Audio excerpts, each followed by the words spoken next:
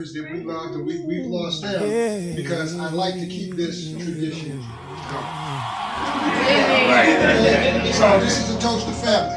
To family. The Black Cleaner. Nate's Odyssey. Traveling while black. Real stories. No filters. Follow the journey. Across the world we've roam, searching for peace while trying to build a home. Through the love and the loss, through the pressure and growth, the black cleaner speaking truths most people never told. Follow the journey. No filters, no pretending. Follow the journey. Real stories, never ending. From Panama nights to Cartagena views, trying to understand life from a different point of view. Conversations get deep when the camera's cut on. Talking purpose, pain, and trying to stay strong. Traveling while black in a world full of judgment. Trying to find freedom while escaping the dysfunction. Some people chasing money, some searching for healing. Others just trying to understand what they really feeling. Nate's Odyssey, every episode authentic. Talking real life lessons, people scared to mention. Relationships changing, friendship fading slow. Trying to find your purpose while still learning to grow. Follow the journey. Across the world we roam, searching for peace while trying to build a home. Through the love and the loss, through the pressure and growth, the black cleaner speaking truths most people never told. Follow the journey. No filters, no pretending. No, follow the journey. Real stories, never ending. Messy love Mondays and them late night talks. Money mindset streams while we question our thoughts. Building the broad but discovering yourself. Learning real freedom ain't just wealth. Black fatigue conversations hit different at night. Trying to carry pressure while still chasing the light. Every live stream feel like therapy sessions, helping people navigate pain and direction. No fake flexing, just honest reflections. Travel stories mixed with life confessions. The beauty and struggle of the global economy. Trying to elevate beyond survival mentally. If you ever felt lost, if you ever needed change, if you ever questioned life, this journey might feel the same. Follow the journey. Across the world we roam, searching for peace while trying to build a home.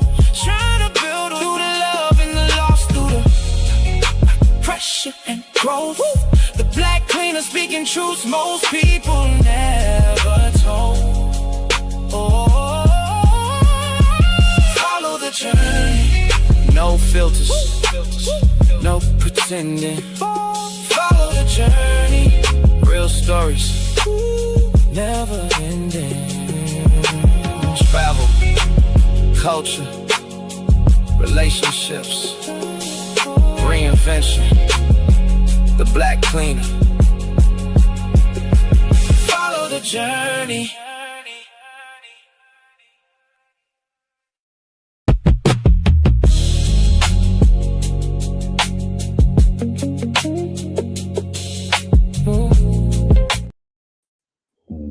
And we're back. I'm your host, the Black Cleaner, along with Rip Van Winkle, aka.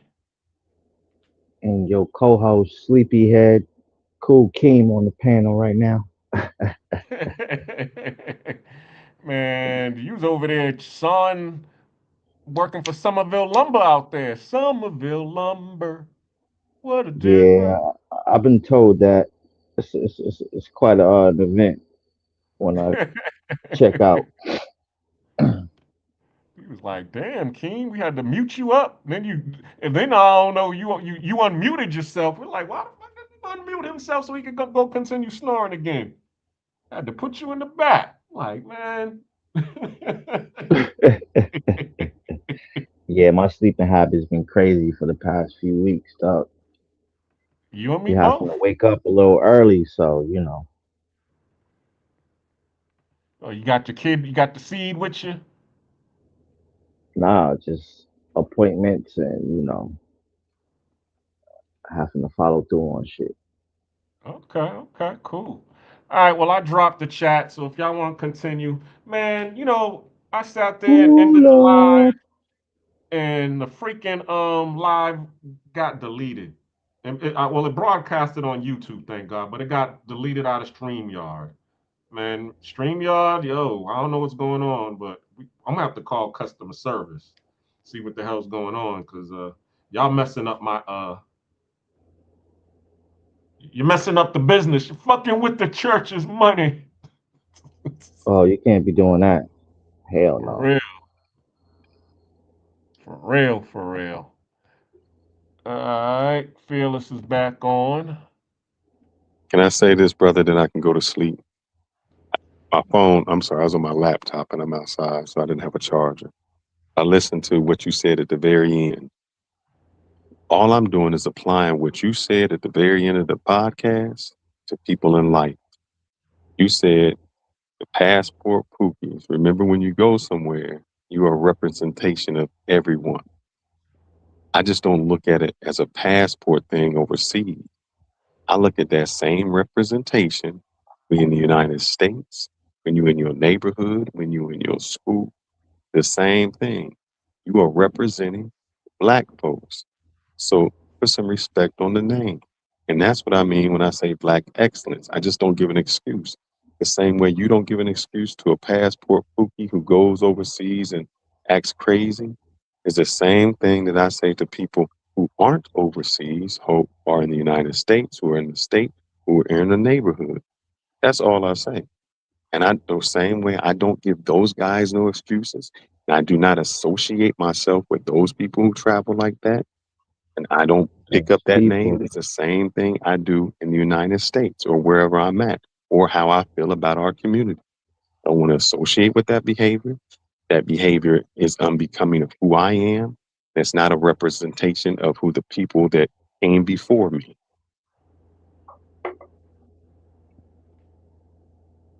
Okay, you done? Yes, sir. I appreciate that. I just come at it from a different angle because I understand salesmanship. And salesmanship is for every excuse that they give you, you need to have a rebuttal. And that's really what it is with me. I mean, when it comes to my family and my people, I've heard so many excuses, right, on why they couldn't do something. And guess what? Anytime they came up with an excuse, I helped them find a solution, or I gave them the solution. I remember it was funny because I have a younger brother, and I was living with my family, and I remember this one girl. She was talking about she wanted to open up a hair salon, and I was saying, okay, well, what's stopping you from opening up the hair salon? Oh, I need 5,000 hours in order to finish my certificate to get my license. All right, how much you need? $1,500 here. Here's $1,500. Then she came up with another excuse. And then and oh well, I don't got no transportation. All right, well, you can use my transportation. Every time she came up with an excuse. I gave her a solution to the point where she had to just give up and be like, something, you're right. I just don't want to do it. And see, that's where it comes with me. I just try to figure out, because there are some people who have an absolute reason of what's stopping them. And then I just try to figure out what it is that's stopping them, and we can come up with a solution. And then once we come up with the solution, a lot of them do appreciate me because they take it and run. But you're gonna have some people who, yeah, as soon as you give them, as soon as you start giving them the solutions, something, they start to realize, something, I really just don't want to do it. And let me just get away from this dude because he ain't gonna stop. He's relentless. That's how I am. So I'm what is that the way. I'm gonna difference? help you. Say it again. So what is the difference between what you're saying and I'm saying? I keep saying We're just I don't want to. operating I from don't want to hear the. opposite ends of the spectrum. You Because say I you say the don't same believe thing. in no No, excuse. no, no. I say I don't want to hear the excuses because there's always a solution, and that's why I said there's a library that's next to the basketball court. If your excuse is I can't get educated, I'm saying, brother, there are free books, there's free internet, there's all this stuff that you can. It matters where you want to put your effort at. If you want to put your effort into something else, that's just your excuse. And so when people say I can't, I'm saying no, you can. You just haven't. You're just not taking the path. You're not wanting to invest the hours and the time and the effort to get there. And when you keep saying like your person who said you what it is you're trying to follow them down the rabbit hole. I've already followed people down the rabbit hole and just figured out you just don't want it. No matter how much effort I'm going to keep trying to throw at you, when the end solution comes, you just don't want it. And so I can't do that. There was a video that showed Snoop Dogg, and he said, can't go down to their level and bring them up. Because when I go down there, they're going to keep me down there. I have to stay where I am and then tell them to come up to my level. Because what you've True. done, I have already done. And I found out that you really don't want help. You just want the handout. You just want the fish, and I'm trying to give you the fishing pole. And people just want to keep getting the fish. And they have become dependent. They have become, they come next time and want more or whatever. And I'm saying, bruh, there were people that I said, you know what? I will show you I will pay for you to edit videos.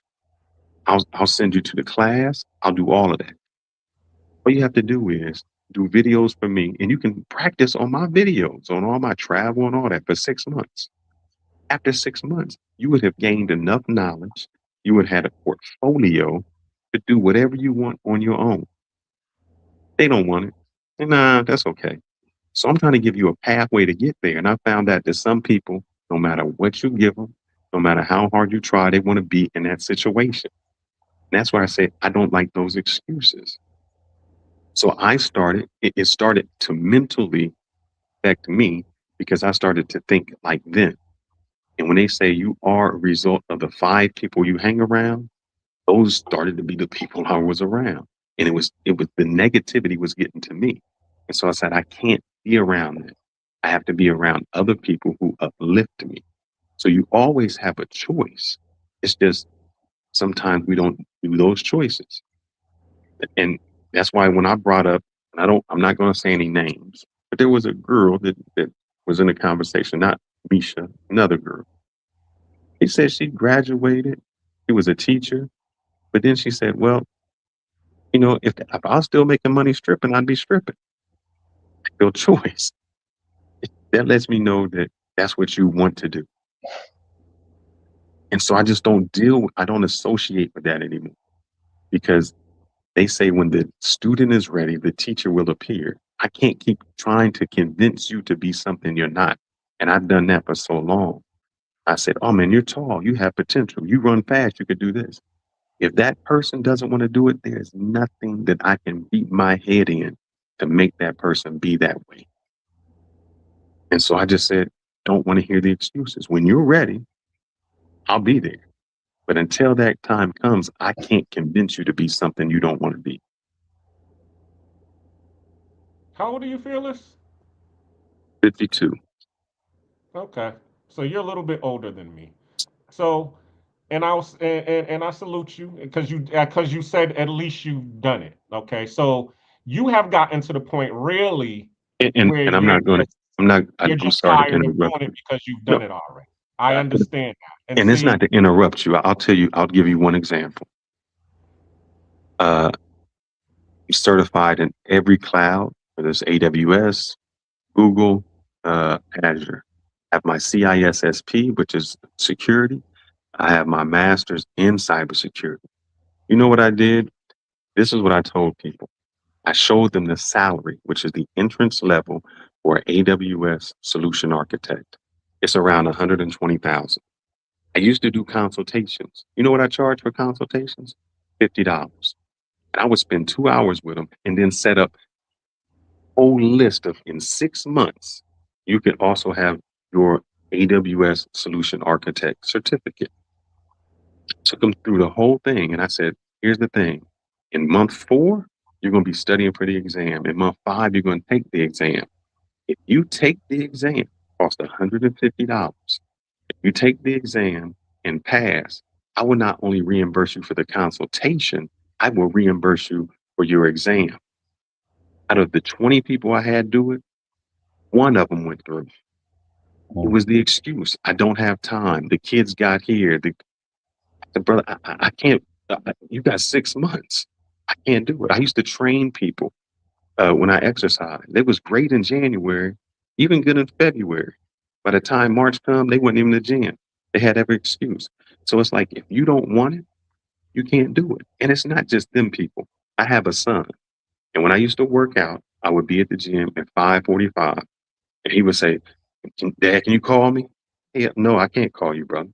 Because nobody called me to get me to the gym. When you want it as much as I want it, no one will call you. You will beat me to the gym. So that's where I'm getting my philosophy from. And I land my plane. And as I said, I appreciate what you're saying. But at the same time, you have elevated to the point where you're tired, where you don't want to do it. Okay, understood. But there are some people who are still in the battlefield because it still needs to get done. Harriet Tubman didn't just say, you know something, I'm tired of going down back into the into hidden territory. I left you all the blueprint. When y'all are ready to get free, just follow the blueprint for the Underground Railroad. I'll be in Canada. No, but you No. know what she did? She shot the people who wanted to go back. Because she said, if you ain't with me, you ain't going to mess everything up. So I'm going to take the people back who want to go. And the people who can't, I'm sorry, brother, you can't go back. You got to die. So that's what she did. Okay, but but that's the people who actually got on the Underground Railroad. There were plenty of people who said, "I ain't going on that goddamn. I'm not going with Harriet. That bitch is crazy." You And see what when I'm saying? and she So, didn't force but the point force them is to that go. She but then didn't she force didn't force them to go because she said, "I would have freed a whole lot more Negroes if they knew that they were slaves." They were So there were slaves. plenty of people who were happy on the plantation, but the ones that was willing to go, she took with them. But she kept going. That's the point. Until No, she no, couldn't hold go up. But anymore. see, it's critical. She kept going, getting the people who wanted to be free. He didn't. Exactly. She didn't go to get the people who didn't want to be free. And like I said, Exactly. And and that's like the this point is that what I'm I trying to said. say to you. When the You teacher, said you're no, tired. You said that you don't no, even no, want to go anymore. no, That's what you're saying. no. You said, I I'm said tired of when the this excuses, and you correct. don't want to I'm go tired of the anymore. excuses because I Yeah. found that when the student is ready, the teacher will appear. So when those people were ready to escape slavery, Harriet Tubman would show up. She No, wasn't there. Harriet She Tubman wasn't. just didn't show up. I'm just She saying.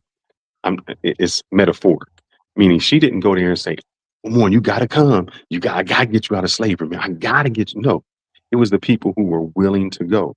Those are the people I help. The people who say, "I'm ready to make a change and I'm gonna put forth the effort." Not the people who are still on the fence. Not like that girl you dealt with who kept saying, "Help me out with this." Help. No, I can't help you because if you really want it, we'll get you there. He didn't really want it. And you spent time and money helping someone who didn't go there. And I'm saying that's the part I don't want to do. I don't want to spend my time and my money and my effort trying to help the people who do not want to get there. Mm. okay. I was about to say I could cam up if you need me to prove it's the real me. I don't know if you Now can. we know your voice. It's Oh slow yeah. and long, and yeah. Go ahead. Keep on. Go ahead. Oh, Proceed. Fearless, go ahead. I didn't mean to cut Fearless off. Fearless was cooking. Go ahead. My bad, Fearless. No, brother, I land my plane. I just wanted y'all to know the point that I came from, man, and where I'm coming from. I've just dealt, and it's not just in other people's life. Like I said, I dealt it with my son. Where I said, bro, you said you want to play this ball, you want to do this. I am not calling you to get you to the gym because, and I think Eric Thomas said it the best, and he had a motivational speech. He said he went to the guru on a mountain, and they came down. I'm shortening this as fast as I can. The guru he met on the mountain, he said, I want to be rich. He said, all right, meet me here tomorrow. He took him out to the water and he held his head underwater. And drowned him. Yep, I know the Yeah, story. and That's no, but he didn't drown that's him. I know No, crazy. that, but he I'm just didn't drown him. And when the guy came out, he said, "Man," the guru walked back up to the mountain. He said, "Well, I came here to be rich." And he said, "What was the thing you were thinking about when you was underwater?" He said, "I just wanted to breathe." He said, "When you want to be as successful as much as you wanted to breathe, because that's all you could think about, then nothing will stop you." When I was on a mission to get somewhere, there was no chick, there was nothing that was going to stand in my way. Even my wife would tell you. I said to her, I said, "Look, I don't I don't care about this relationship. Before we got married, I'm on a mission. If you're not on my same page, you can't roll with. No matter how who we are, there's nothing that's going to stop me from getting to the place that I need to be." And that's how I live my life. And I don't I think what happens is I was Mr. Captain Save a Ho. And I'm talking about with dudes. I gotta save my black community. I gotta save this. And then I found out there's just some people who did not want to be saved. And I said, my effort is better spent helping the people who want to get there, because then I know that they have an invested interest to get to some place.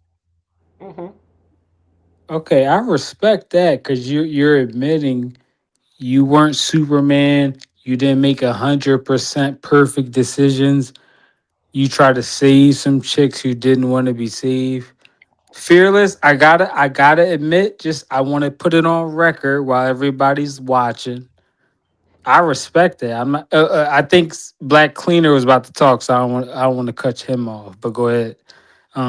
But yeah, I agree with what you just said. I mean, okay, Black Cleaner. If I could just say one thing, I think the reason I have a certain perspective on this is because even though I'm a brown skinned dude and I had a pale skinned mom and a pale skinned aunt and a lighter skinned sister, and I was raised by them, so and they were into black dudes, so they weren't swirlers or divestors. Like all of my Blasian female family members, they all are into black guys. So like I grew up with the like perspective of the females in my family. They thought black men were worthy of, like, dating or marrying or having kids with or following their lead or yada yada. So I feel like I have a super privileged perspective when it comes to that. So like when Fearless is talking about certain things, and it sounds like Fearless's dad was like a goat, like he was like an OG. He raised Fearless the right way, like he was like a manly man, like he stood on business. So that's great.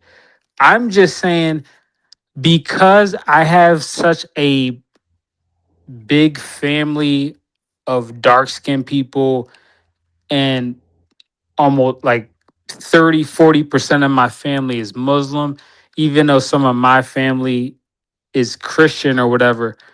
In general, like they're about half and half. Like it's a lot of Christian, a lot of Muslim, whatever.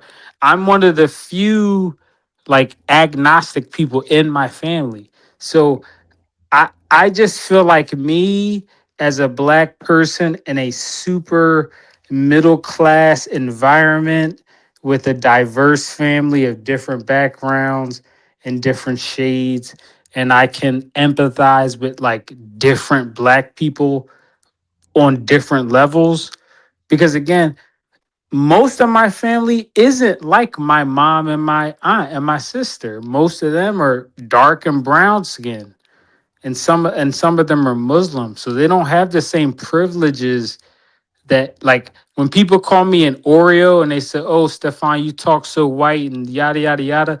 Most of my family, they don't get perceived that way. They get perceived as normal hood people from Philly. So I I don't criticize other black people because I just feel like it's out of my place because I'm coming from such a place of privilege. Um, but again, I'm not again fearless. I don't know your whole background, so you may have a whole bunch of like dark skinned people in your family too that you could relate to or whatever. Like, so if that's the case, I don't want to like be pretentious or assume. Um, but I'm just saying that's just where I'm coming from. That's just where I don't like criticizing certain other black people because I was able to grow up in such a privileged individual situation. I don't like to criticize people. You know what I mean? You just also I hope you didn't like leave because of me, fearless. I'm sorry. I wanted you to talk. I just couldn't hear you. Respond. No, I think he was over it.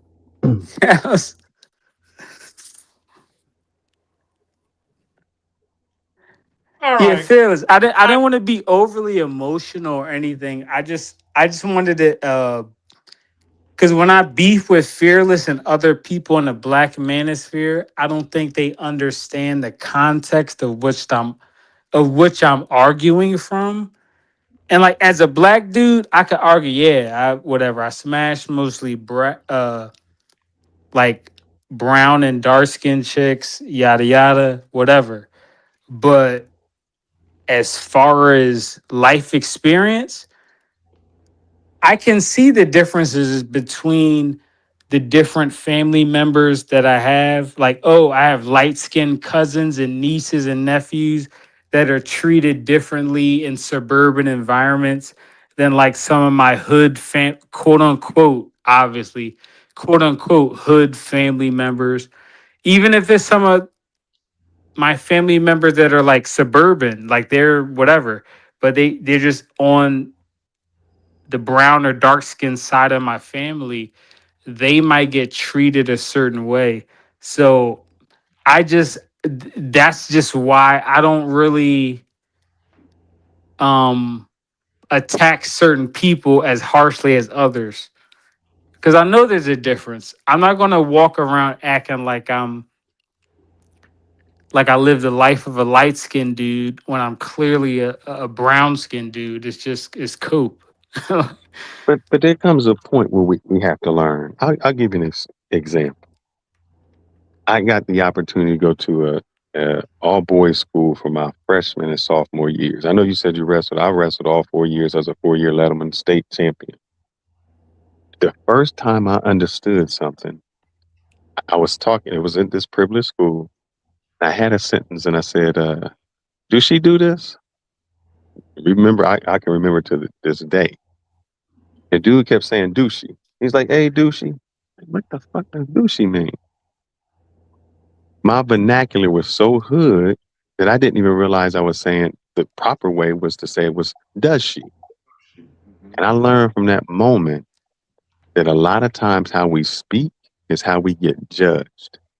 And I Oh, so made it, fearless. You was a pookie at one point. man, where I grew up at was called Uzi Alley, man. Look it up. Oh It was man, in Greenbrier. wow.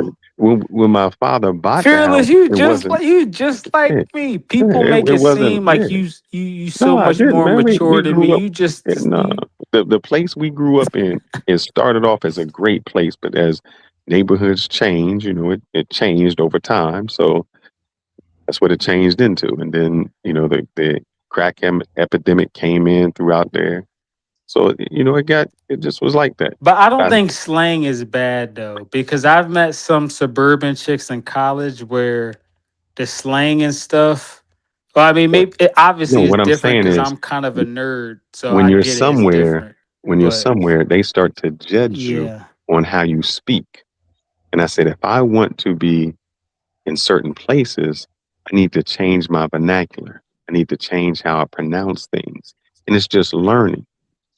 It has nothing to do with that. Well, no, fearless. I never changed my vernacular. Fearless. When I be like now, okay, maybe y'all think I'm an Oreo regardless of how I talk, but I don't change me using slang or different vernacular in a different context or whatever. I mean, the only thing, obviously, if I'm at work, that's different because I'm Cool. That's what at I'm talking work. about. I'm not talking about amongst your peers. I'm talking about you Yeah, understand when you go to certain but I'm places, saying, your but language gets you that's there. If my you go to fearless. That's yeah, my point. yeah. Outside of work, I talk super nerdy, even if I'm cussing a lot or using profanity. What is nerdy? Can I I'll ask you still what I'll what is still use big words. So what does again, nerdy so mean? Explain that to me. fearless. You know I'm what gonna try to nerdy keep it means, as bro. simple Come as on, man. possible. The way some black people code switch and they talk quote unquote white No, and they no, no, use no. big words. No, No, I'm I'm gonna ask it a different way. When you say you talk nerdy, what does nerdy mean? Does that mean you talk white? no, it doesn't. Does it mean you talk Obviously, proper? it doesn't mean I talk white. Does it mean you Obviously, talk proper? I get called Oreo in a derogatory way, so obviously I don't think it's come on out, No, no. So what fearless. let me get to a point. I guess I'm saying, just think about that. This is where I have a problem with our community. Fearless, you didn't let me I was Oh, gonna go make ahead, the brother. point I'm under sorry, 30 brother. seconds, but you didn't You let me good. I finish. apologize, brother. Go ahead. I apologize. All fearless. All I was all I was about to say, somebody is their YouTube is Yeah, echoing. somebody got If their y'all could YouTube on. mute that. Whoever just came in just Um made it yeah, go weird like that. anyway, just fearless. All I was about to say was, and okay, I'm not gonna. Okay, I'm gonna keep it short because I could really get in deep and bring up Philly rapper examples of underground rappers and all this other stuff. But I'm gonna keep it. I'm gonna keep it simple. Some people, when they code switch, they go between using big words or doing this and that to using a bunch of slang and this and that. All I'm saying is I do both at the same time. That's all I was saying. So I'm going to use a big word and I might use some slang in the same sentence. That's it. I don't think there's again, I'm one of those guys, and I hate to use the phrase nuance because everybody loves that these days, but like I don't have to just be an Oreo and talk a certain way at work. And then when I get off work, I can only use slang and talk with a certain swag and have a certain confidence because I want the hood audience to feel me and this and that's like, no, I just want to talk like a normal person. I'm sorry if the hood audience No, so doesn't like me talking. hold on. Let me They help can you. Let, click on another channel or they could kick me off of the panel if that's let the me say case. this because maybe you weren't going I'm in the sorry. direction I was saying. All When right, I we got some saying you people spoke watching. like a Hit the like button, please. when I say you spoke like a nerd or you said you were nerdy, my my question would be, what's wrong with that? What's wrong with a person speaking educated? I would love my daughter to marry a nerd. I have No, you nothing wouldn't. wrong with nerds. Why No, wouldn't you I? wouldn't. Why wouldn't I? Fearless. If I have a daughter, I know she's marrying a nerd. I want Because her to. my daughter is gonna be autistic. My thing is, No, The reason I have why, no problem with a I'm the reason person kidding. why I'm being I'm kidding. saying that educated. because It, Just for the legal nerd, okay, purposes, I'm kidding. has It's a just a strong joke. I'm muscle, kidding. has a strong intelligence, okay, I'm kidding. but I'm it correct, kidding. lacks in all of the other things. correct. Meaning, No, no, in what you're looking for is fearless. a Go guy to ahead. be a provider and a protector, an elevator and a Yeah. problem solver. A nerd is only going to be good at providing and problem solving. He's not No, going to be good at protecting and I was Wait, elevating. yeah, no. Hold Black on. cleaner, Black you are cleaner, correct. you're I think I was just being not facetious, but just making it to a fact that a lot of times in our community, we don't appreciate the educated person. We want the Of person course. who has the swag. We want the person who looks good. And I want her to look beyond those things, because in my opinion, Oh, I we think agree. Yo, academics should fearless, be we agree on celebrated. that. Yeah, academics should be Yeah. celebrated. And it's sad that when my wife works in the school system, that a lot of times even educated black people, black students, dumb themselves down so they get accepted. That should not be our community, because the Yeah. Indians, man, I live with nearly the Indians don't do that. And we had a show about the Indians where I live at. They do not dumb themselves down. Oh man, that's not even And part of a as a word they group, would do. they're the richest in America as a Correct. group. And so that's when I say excellence. Like per household. Yes, Yeah. because they help themselves out. They believe in, hey, Indian excellence. You strive for this. If you hear even people talk about it, it's like, I get to be a doctor, engineer, or lawyer.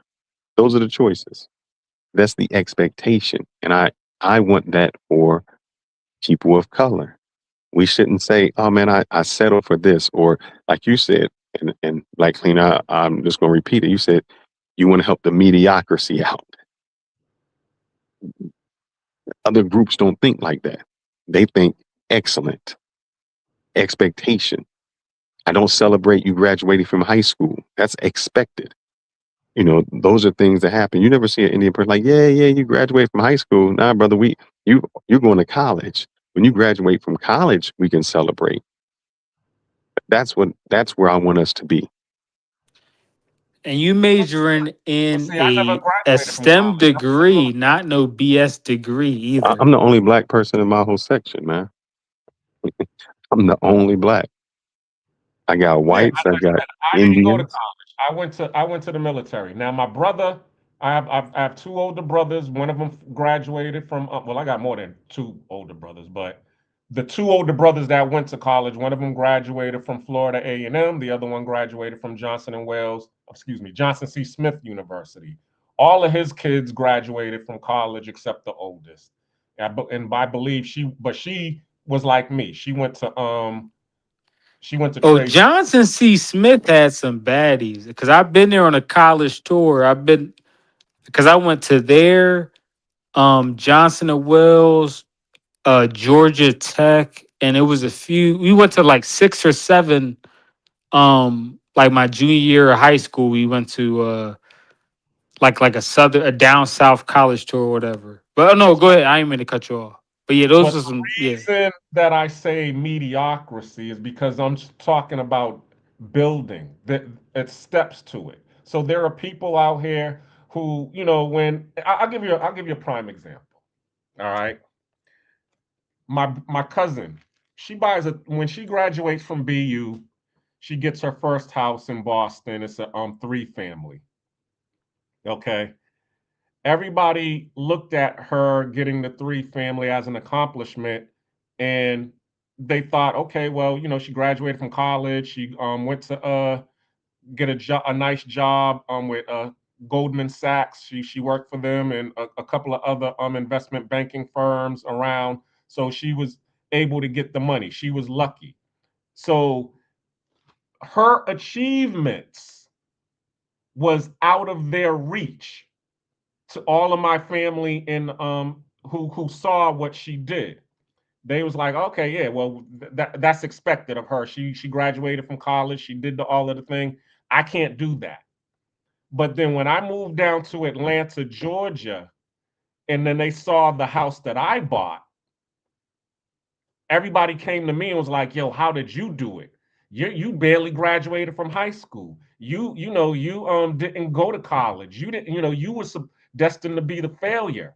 How the heck did you do it? And then when Oh, I is it told just them, because you live down south hold and she on, can I lived up finish my north? statement? Oh, go Thank you. ahead, my bad. I'm sorry, but I just want to finish. And then I gave them the steps. I said, okay, well, it's not rocket science. I just had a job for 2 years. Once I had my job for 2 years, I had a credit score of over 650, and I gave them I gave them my tax stubs. I gave them my credit. They saw, how much money I made, and then the bank approved me for 150,000. There was one of my family members, salute some, and she was an older cousin. She was actually 12 years older than me. And she was one of the people that asked me, and she's lived in the projects all her life. You know who I'm talking about, cuz, right? Keem, you there? Anyway. So anyway, she was the one that came down and actually saw my house, and she was asking me that story. I gave her the steps. She went back up to Boston, and a year later or whatever, she bought her house down in Cape Cod after that. So that's really what I'm saying. I try to strive for mediocrity because I'm the person when people see me do it and they know I'm just like them. I was not, destined to be for greatness or whatever. And then they see me that I was still able to succeed regardless that everybody doomed me to fail. Then they start asking, how did you do it? And then I start giving them the answers, and then they start doing it because they saw somebody who was deemed not to be able to do it. And so they seem, oh well, if he can do it, I know I could do it. I definitely could do it. And that's why I come on here Monday after Monday, because I am that person. That's why I am the black cleaner, because I'm trying to show people, yeah, even a person with a janitor salary can be free.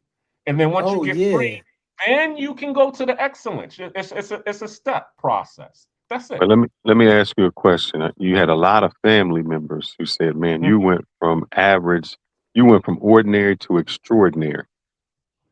Did you help Yeah. them all, or could you only help the ones that actually was like, "I want to show me how to do this, brother. I need to know how to do it."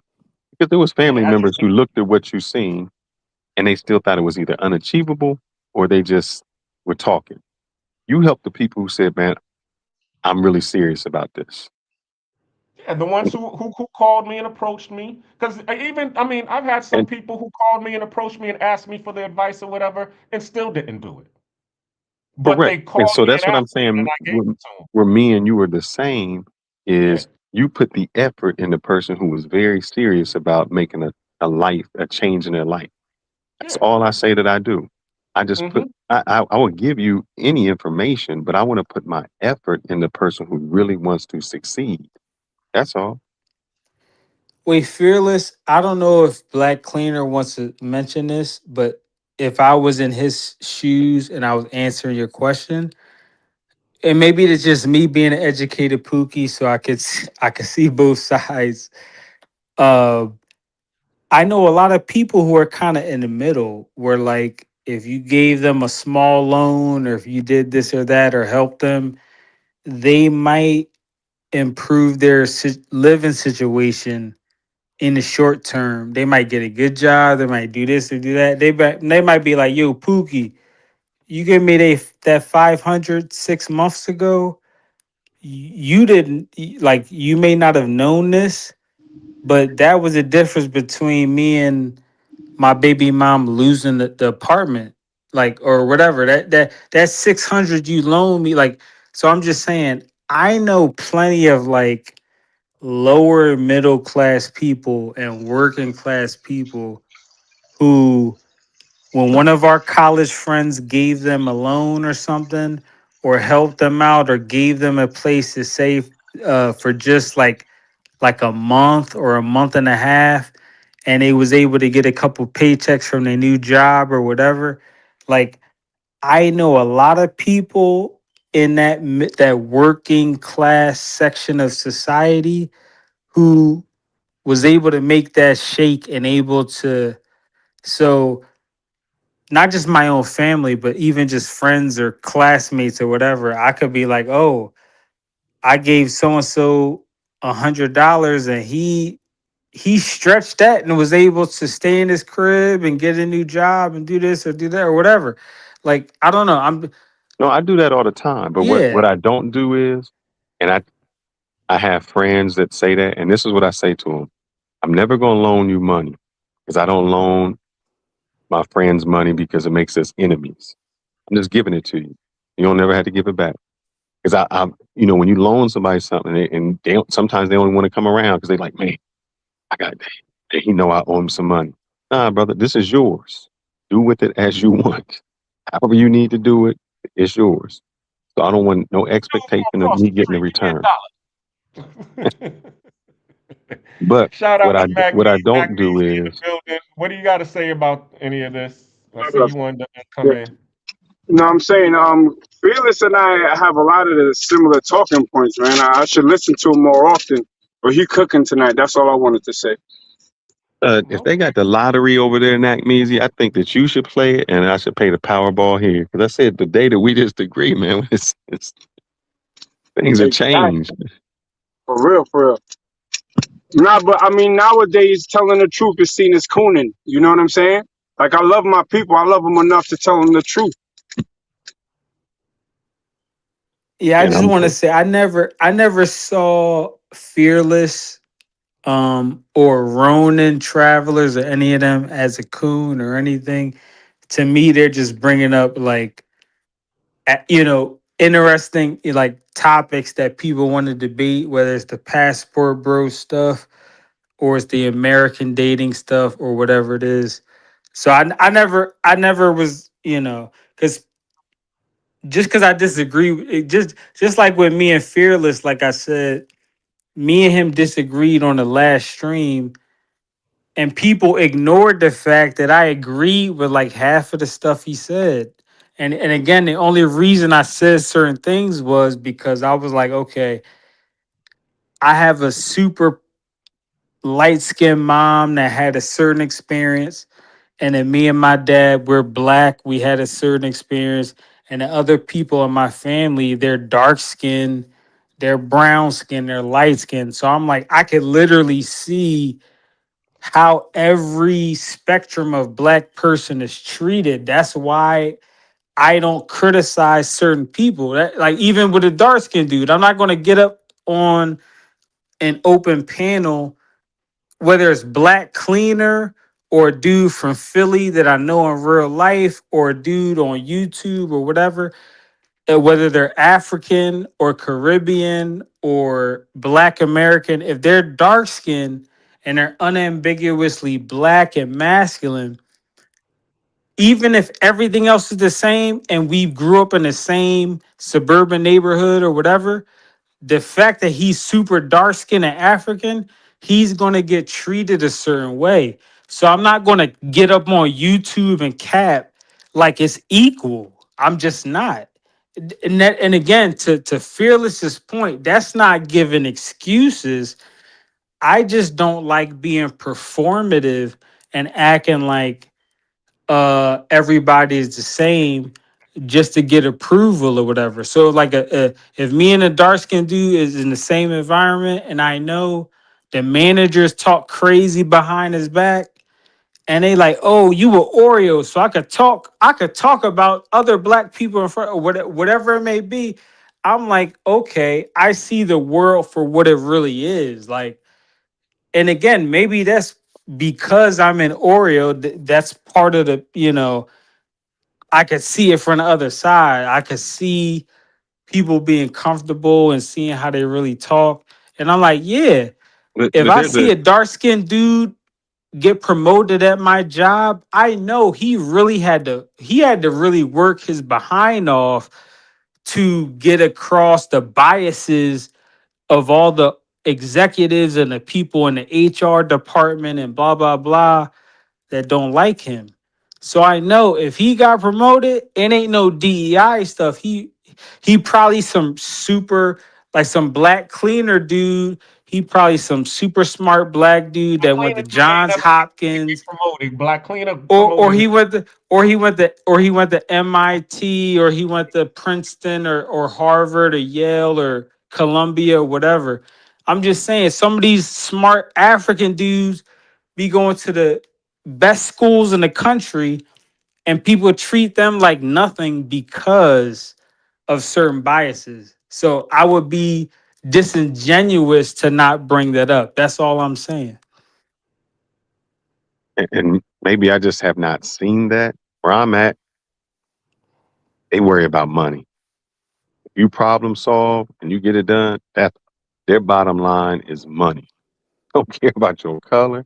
They don't care about No, what you. They don't fearless. care about Most of your. them dudes are gonna get good job. No, in the vast landscape of all the Mm, jobs, yes, they're gonna get offers from certain companies. I'm just saying, me, when I see certain like if I was the same skin tone as my mom and I was a pale skinned dude walking in with the same resume or whatever, I wouldn't go to my dark skinned cousins or nephews and nieces and be like, "Oh, I got an engineering job at Google or Microsoft," and yada. Like I already know what it is. I already know the biases I got. Like I'm not just being blind to what it is. I'm not even Black saying that cleaner. applies Black. in No. every industry. Let me ask black I'm cleaner this. saying I'm not We're, saying it applies to every industry, by the way. I'm just saying, for example, like I'm not saying go ahead. What's your again, question? Oh, I'm sorry. I muted the wrong person. Go ahead. yeah, black my cleaner. bad, Where, may I fearless. My ask bad, where fearless. you're from? I'm originally from Boston, Mass. Oh, I thought somebody was on here from Mississippi. Maybe wrong person.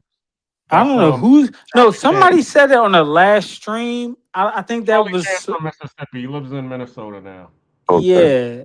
Okay. Yeah, I forget his But name, what but I yeah. want you to do is I want you to go to this movie. This is probably before your time. It was called Higher Learning. Yeah, I watched Charlie and Learning, All Buster right. Rhymes. There was a scene in it where Lawrence Fishburne was asking, I can't remember his name, but he was a track star. And he kept Omar saying, Epps. Yep. yep. And he was saying, hey, Omar Epps. they win. And this. And he says, when you run track and there's somebody, better than you, do you They just run quit? faster. Yep. Correct. That part. That's the philosophy I go. I know that you're saying, hey, the dark skin, this and this. I say, nah, brother, we all have some type of disadvantage. Does that mean we quit? We just say we run faster. A lot of white people, they on third Wait, no, base. hold on, fearless. I wasn't saying that, fearless. No, I'm not saying you are. I I'm wasn't saying saying to use it as an excuse. I'm not saying I you was are. He saying, wasn't talking to you. He was addressing that to our conversation. Yeah. oh my bad. No, I thought he was Yeah. saying. Okay, go ahead, I just my think bad. we should, Yeah, go we ahead. all have disadvantages, man. All of us. Look, I'm the only black dude in my area in STEM. I look around and I've even had the conversation. I think y'all been on it before where I'm like, look, I want to hire more black people. If I know my Indian counterpart can hire Indians and they don't get looked at, then I should be able to hire black people and not get looked at. So I'm in the same situation and sometimes, but I still say I don't want to have that excuse. I just got to run faster. I got to. Well, Fearless, y'all I need also got to whoever have y'all your own could get. business because I'm gonna be real with you because I have the person who was staying in my house with me. She is an IT recruiter, and anytime she can hire Latin Americans, she can hire people from all over the world. As soon as she start hiring black people, and they quit, and even if they fit the bill. Now the question is, they start looking at how much she's going to allocate for their salary. And anytime she tries to allocate for their salary to be equal to anybody that's like an Indian or a white person, they're like, oh nah, we don't do that over here. They start to side eye her. So yeah, I mean, the only way that you're gonna be able to do that is if you have your own company and you build and you train that. Because if you try to start, building, I hate to say, I keep saying but as soon as you start trying to do that for companies that are written by these corporate white Yeah, tycoons, they start looking at you unfavorably because they want people that look like them. There's colorism in corporate America. I see it here in Latin America. I see it exactly. in America. And fearless, even if you took away the racist or the colorist part of it, because again, fearless, I was never speaking on my behalf. I was speaking on my behalf because I was privileged because when I grew up, I had a pale skinned mom. So people didn't look at my mom as a black mom. They just looked at her as a mixed or whatever. But um I do agree with what Black Cleaner was saying.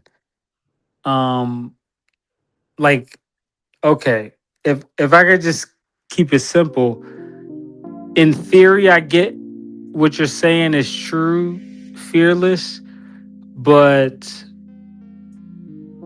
in practice, it doesn't necessarily work. But here's the Like problem. No, here's the problem. I'm gonna tell you. I get what you're. A lot of times we don't know Yeah. how to play the game, and I'm Because gonna I tell know you. plenty of fair HR people and managers that are, I want you to do this. Hold on, I'm helping you out. I want you to look up. It's called PI. It's performance, image, and I can't remember the other one is.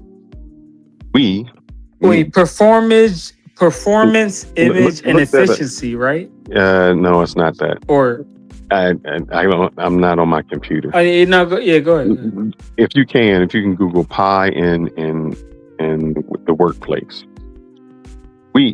Performance only accounts for 10%. The I only accounts for 30%. The other is 60%. A lot of times we believe that if we work hard, we get places. I was believe that. I was brought up to believe that. You work hard, you don't brag, you don't do it. And I remember And I that's told cap. Ronan, That's not correct. that's not true. That's cap. And I even told Ronan, I said an Asian dude took me aside and said that's how he was brought up. And he said he had to learn to play the white game. What is the white game? Most deals and promotions are made outside of the workplace. They made it the happy hours after. Well, I said that when my job was listed, because they have to list the job, it didn't matter who interviewed for it, I already had the job. The listing was just a formality. Yep. Because I had my boss as a mentor. Every Sunday we would walk together. I used to walk to work with him. When the opportunity came about, and it wasn't even, he was a mentor in a whole nother section. But when the opportunity came about, he wanted me. That I learned how to start playing the game to say, oh man, these people get the jobs that when I say, man, Fearless. Can you just say your height for the chat? Because I'm confused. 5'10". I thought you were 6'3". 5'10", 230. Maybe 225 now. No, wait, so you're not 6'3"? No, I'm not 6'3". Okay. No, I didn't know if the chat was trolling or not. So you're actually 5'10". Yeah, that's why I couldn't play quarterback. Okay. I didn't know because the chat be trolling so much. I honestly couldn't. I didn't know. Because people know I'm 5'11". People know I'm short, so I didn't know. Yeah, go ahead. I'm sorry. So a lot of times we get in. There's two things that I see. I can only say what I see. One, we don't play the game. Most promotions are done outside of the workplace. Number two, we get a good job, and that is the ceiling. Where a lot of our counterparts, that's the entry level. So they do everything inside the job to either keep up their skills. They go, we have free tuition reimbursement, things like that, where they'll pay for your certs for free. We don't take advantage of that. And then when something happens with that job, we're kind of starting back over instead of progressing. So we don't do what a lot of others do, where we get satisfied. I remember when I was going back to school for my IT degree, and the white folks, these white kids who was like 20, to them, it was like we think, oh man, he makes six figures, that's a lot. That was what they expected coming out of school. Like 6 figures is where I'm starting at. What are you talking about? Oh yeah, ceiling. Our ceiling is their floor. Mm-hmm. I dated a chick that made $60,000 during a summer internship. She made it was like $20,000 a month or something crazy. And this was a black chick. This wasn't even no Becky or nothing. This was a West Philly or West Philly, wherever she was from. She went to an Ivy League, and then she had a business internship making $20K a month at one. I don't know if it was JP Morgan. I don't know. It was some internship at one of those investment firms or something. And of course, I was a broke pookie at the time, but I was still living on campus with my college friends. So I was still in her social circle. So I was still able to meet these Ivy League chicks. So again, when y'all be bringing up these chicks that be making all this money and this and that, again, sometimes they end up with dudes like Fearless, and sometimes they end up with homosexuals like me. It is what it is. But Fearless is a good dude. And again, I agree with most of the stuff. I hate this narrative that I disagree with him. Again, I agree with like all of the stuff that he just said in the past 20 minutes. So, Well, you got to understand, sometimes when we go into a show, and I think Ronan explained it, we don't want to be in an echo chamber. So sometimes we just have to take sides. We have to do something, because this is what I I do like debating. No, Don't get me wrong. when my boss I like came debating. I'm gonna tell you a story. Yeah. When we would have a meeting, my boss would tell me, I need you to disagree. Because we would have meetings and he would say, I think we should go in this direction and this direction. And even though people would think outside of it, they would never go against him, because they felt if they went against him, that, they would be looked at as bad. And he said, I need you to be the counter. So if I say something, I need you to say it against it. And once I would bring out points and say, yeah, that might not work out, then other people would start to voice their opinion and say, yeah, we need to look at it from this side. And he would do that so he could get a whole angle of, because sometimes you only look at it from one angle and you get sidetracked. Oh yeah. And so he wanted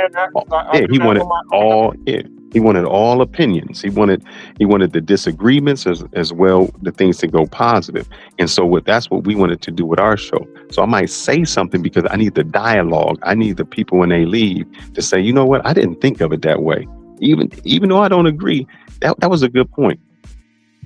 Okay, so what you're saying is you were baiting me to disagree with you for views. Okay. No, not for views. No, I'm kidding. No, I'm not kidding. Actually, I like say Fearless's podcast. I'm actually kidding. Go ahead, Ronan. I just want to say that the way we set it up is, if you guys have ever experienced being on a debate team or even Toastmasters, how to do public speaking, you have to be able to debate both sides of an argument. The only way to counter somebody is to be prepared for what they're going to say. So if you know the topic, you know what you're supposed to be talking about, you should be not only researching your side, but the counter to what you're going to say, because that person's definitely going to do it to you. So you go in prepared. To be fair, no, but I can argue the counter of all of the people. All of the people I disagree with, I can argue their argument better than them. Listen, what we're trying to do is mentor, and you can't do that in an echo chamber. Okay? No, I'm just saying they can learn from my strategy. I'm not saying they got to agree with my actual content. But I'm saying when they see me debate with people, they could take my strategies and apply it to whatever I'm not speaking to your content they individual agree with. That's all. We're not talking to your individual content or the way that you project your content out to the people that are your subscribers. No, it don't gotta be about me. It could be about anybody. I'm saying in general. Can I finish a point, please? Okay. But what we're trying to do is talk to our overall. We know our age group between 30 to 50-something-year-old guys that are in our room 95% of the time. We know who we're talking to. We call them Marcuses.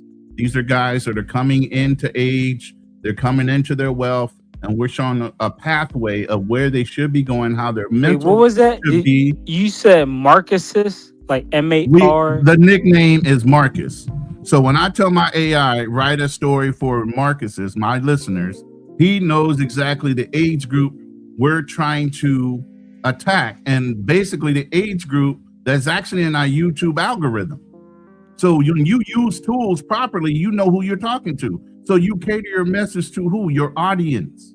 And that's what my friend is named Marcus, so that's actually perfect. That's what I'm saying. Right. That's like a perfect name. I'm glad we have a commonality in somebody you know versus our persona of the people we talk to. So we know we have channels where it's about 75 to 80% men. Yes, we have women that come on the show, and that's great. I'm glad they come in to listen. But our ideals and what you hear even Fearless saying is Black excellence, mentorship, never saying no, and to break some of the generational curses we have within our community as Black men that have not been addressed on an overall scale repeatedly. They might hear it every once in a while and it goes in one ear and out the other. On our channel, you're going to hear stability, consistency, and things like that when it comes to our messaging. You get what I'm saying? You're not going to hear it go too far off to the left or the right. And that's the reason why we do that. You get what I mean? Now I'm done. You can say something. That was well stated, Ronan, I have to say. And that's what I'm saying. We come in prepared because we know who we're talking to. It might sound crazy, but we literally do know who we're talking to and who's listening. And that's why on some panels, they'll be like, man, Ronan is crazy. Oh, man, Fearless is crazy. Sometimes we flip a coin on what side we're going to debate. And it's just what it is. You've been on the wrong side of the coin, Fearless, a little bit too much these past days. I already told Ronan. But let me ask you this. On my time, because every time you arguing against the Black side, I'm like, okay. But let me ask you this. Did you start to think about what I said, and then you said, no, hold up. What I had to do is you said, if I come on his show, I got to research what I say, and I got to make my statements stronger. Nope. So you just say it no matter what? Well, that's not the audience I want. I want when somebody comes, I don't want them to just say something like, oh, 65% of this, and they just pull a number out. Or like women say, oh, you don't like Black, or whatever they say. I want you to come and say, yeah, you know what? If I come back, I got to bring some type of evidence. I got to bring something. Exactly. What you just said, I'm not the audience, because the audience that I'm trying to reach is not looking at facts and figures, because every time you try to bring facts and figures to them, they're like, yo, and I'll give you a prime example. I got a younger brother who's 5 years younger than I am, okay? And he's what I call in the family, he's the lost child. He was the one who never graduated from high school, always smoking weed, never had a real, good paying job. So, he was the one that never could get right. And he would always ask for advice. And just like what you're saying, we would try to give him the advice of what he would need in order to get him out of, to help him. And, we would say, hey, you need to, finish high school, go get your degree. I understand that, but what can I do now? What do I do about right now? I'm broke right now. He would always say that. And it's like, now I got to come, since this is my brother and I love him, I can't just be like, this nigga's a lost cause, leave him alone. Now I gotta literally take him by the hand and show him different ways in order to get out of her situation. Man, you're doing too much for a brother. You really doing a disservice to That's wild, bro. I hate to say that. You're doing a disservice. You think my brother was going to handhold my ass? Even Fearless to tell you. His brother didn't handhold him and actually paid other brothers to whoop his ass. Yeah. I had the same kind of relationship with my brother. Now, you weren't going to jump him two on one. That wasn't going to happen. I'd jump in at that point. But if it was a level set fucking fight, guess what? I'm standing there supervising. So sometimes you got to be tough, because if there is a sense of entitlement in your sibling rivalries where you can coddle him just like your mother does, you're enabling him. Thank you, Indigenous, for saying that. You're enabling your brother because he knows at the end of the day, he can always seek your advice or seek your help, and you're going to pick it up and do it for him instead of allowing him to do it for himself. What's that phrase that we used to say? You can either go and give that man a fish or give him a pole and take him out to the lake and teach him how to fish for himself and walk away. Your survival is based on yourself. So I know you do it, and I'm not saying that you're wrong, but I'm just saying it is a sense of enablement, and he's going to constantly keep on coming back to you and doing that. Because he knows you're going to be the easel pick.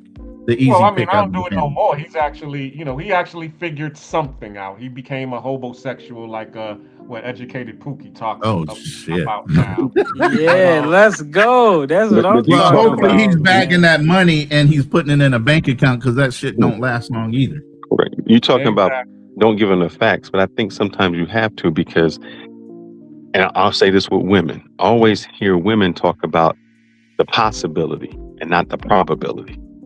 We always hear, oh, well, I'm gonna get a man who makes $1 million a year and this. That's possible, but it's not probable. Hmm. So I think you have to give people those facts and those stats to say, look, when I talked about the people going to the NBA or NFL, brother, it is possible, but it's not probable. And I want you to be prepared for the probability, not the Yeah, I understand possibility. all of that. And let me say this because I had, as I said, I got 4 brothers. Okay, one of them same mother, different father. The other 3 same father, different mother. When I got out of the military, okay, I tried to do the college thing. I went to Johnson and Wales University. It didn't work out. I ended up getting a job working at this call center for about 6 months. The day that I got my first apartment by myself, I lost my job. Okay. And I had an older brother who's 16 years older than me. Okay. And I didn't know what to do because I was in the military and I'm just used to military style of doing things where you just wake up and you already have a job. I didn't understand the whole process of civilian life or trying to get, those high paying jobs. So while and also I still had this apartment, and luckily, because I was already a landlord, I was getting enough money just to pay the rent and $200 a month and $200 extra a month. So I was able to kind of survive.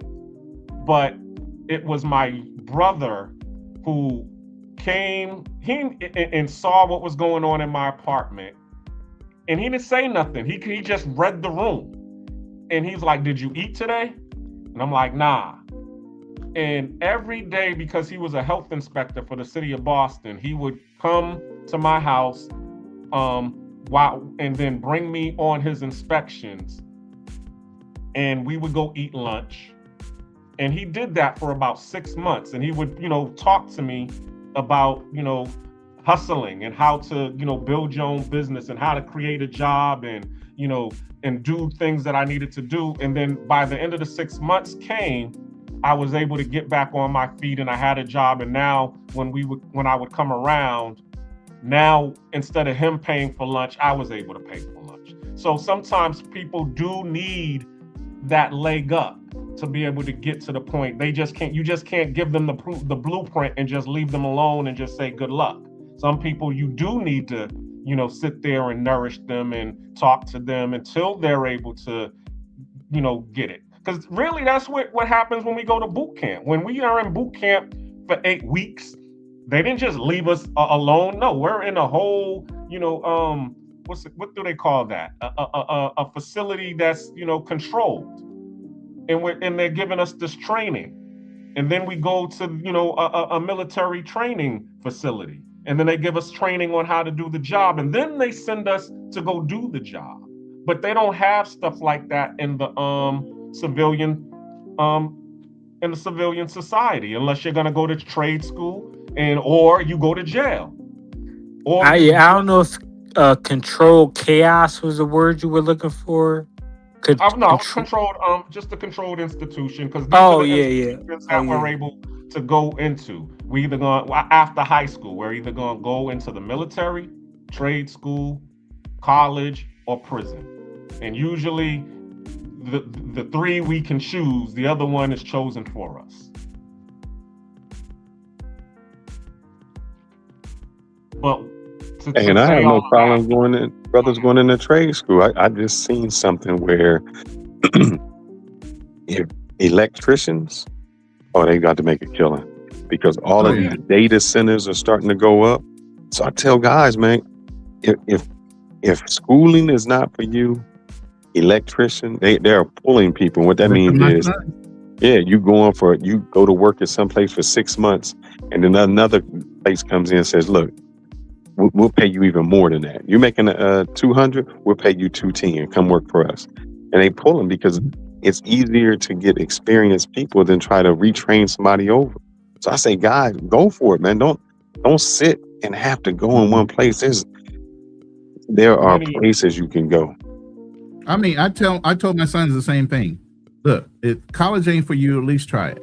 If it's not for you, find something that you love to do and just be happy at excelling, so that every time you wake up in the morning, you're so excited. Every time you talk about it, there's a smile on your fucking face. If you can do that every day, it don't matter what job it is, you can be very successful and make a lot of fucking money. And my son's done everything from culinary school to underwater welling. I could tell you, if there was an apocalypse, my sons would fit in any community as an asset. Yeah, and that's the name of the game. It is to be on purpose. Because I mean, yeah, you could have passion for something. Because like the little brother that I was talking about, he had passion for drawing. He's an artist and he loves music. And so he's one of these people. Every time you see him, he's down in the basement on his laptop making beats. Ain't never sold a beat, but he was good at making beats, and that was one of the things that I was saying. I was like, you have gifts and you have talents, but when are you going to be able to turn these talents into something that is useful to where you can make some money? And that's where, I mean, he's older now because, as I said, he's 5 years younger than me. I'm 49, so Please tell me he has a job now. At 45 years old. He lives in Atlanta old. now. I'm sure he got a job working security somewhere. Yeah. Oh. Okay. Wait, I'm just curious. And I don't mean to be like a blue pill, whatever. I'm not trying to be on the side of women, but I'm just curious. Like, I kind of forget my point because wait, can you give me 30 seconds? I'll be right back. Damn, I thought I was bad. I'm 58. You forget that? No, hey man, that early onset dementia is nothing to play with. My audience already knows that on my channel. They know. Do not follow my footsteps, brother. Look at your screen. Look at your screen. You see this? Every time I sit on a panel, every time I do a live, that looks like my fantasy football tickets. What is that? Is that sports betting? What is that? No, these are notes. I take notes while I'm talking so I don't forget my talking points and things I want to bring up because some people are long-winded. So I write it down. I was about to say that's a lot of. I'm about to say you need to take that into the casino and cash that in and take your rewards, my brother. Shit. All I'm saying is that's a lot of. Oh, go ahead, my bad. The audience that you're talking to is people like me, but the majority of the people that are out here nowadays is more like the dude that I posted earlier, like Pav. So I understand that there's more people out here like Pav than there are like me, who actually would want to get the information that you're talking about. The people who, as you just said, who see the money in being an electrician or see the money in getting their AWS certificate. Because it was my brother who was the one who talked me into going into environmental remediation, because he was a health inspector. So he already saw the writing on the wall when he goes in there and he sees how much money was in the these different urban planning sites that he would go into. And when he would go into the office, working for the city, and he would see them having these meetings, and there were billions of dollars that they was talking about. He was like, yo, we need to get into environmental remediation because this is the shit right here. So that was one of the reasons that I did go get my certification in water damage restoration and mold remediation and hazardous waste cleanup and all of that, because I had my older brother who was saying, hey, if you want to get out here and make money, fuck that, call center shit, being in the office or whatever. You go over here, you'll be able to write your own ticket. But the people out here now are like my younger brother. They over there. You could say that information like how you're saying it. I'll get it. But if you say that information to the people like my younger brother or Pob, the reaction to them is going to be like, I understand all of that. What am I going to do about it now? Yo, honestly, I would love trying to be an air traffic controller, but I'm already 38 years old, so I think it's kind of, You got 20/20 vision? No, I don't. I need to wear. I wear reading. I have astigmatism in my left eye. I have a cousin who he was in the Air Force, and that's what he was. He was an air traffic controller. You need 20/20 vision to be an air traffic controller. No, but I think certain younger dudes though, they should explore that. Like some of these Gen Z dudes that have good hand-eye coordination, they're able-bodied, they not doing nothing. I think they should, because when I was younger, I didn't even know that was like an option until I was already like in my 30s. I didn't even notice like, because when I was younger, my family, they were like, "Oh, you need to be a lawyer, you need to go to college, blah blah blah, whatever." They told me I But needed to be a judge. yeah, no, I'm just saying certain job positions in society are integral to the upkeep of society, like air traffic controllers, certain positions like that, whether it's through the government or private or whatever. That's like you're keeping international travel and international commerce safe. That's one of the most rich. If you ask any rich person, who do they want to keep safe? They want to keep their air traffic controllers safe, because all of the goods that rich people and corporations ship internationally, that's all maintained by air traffic controllers and different people in the military, maintaining different international airways or ocean ways to make sure different cargo ships or planes passing through that area is safe and not targeted.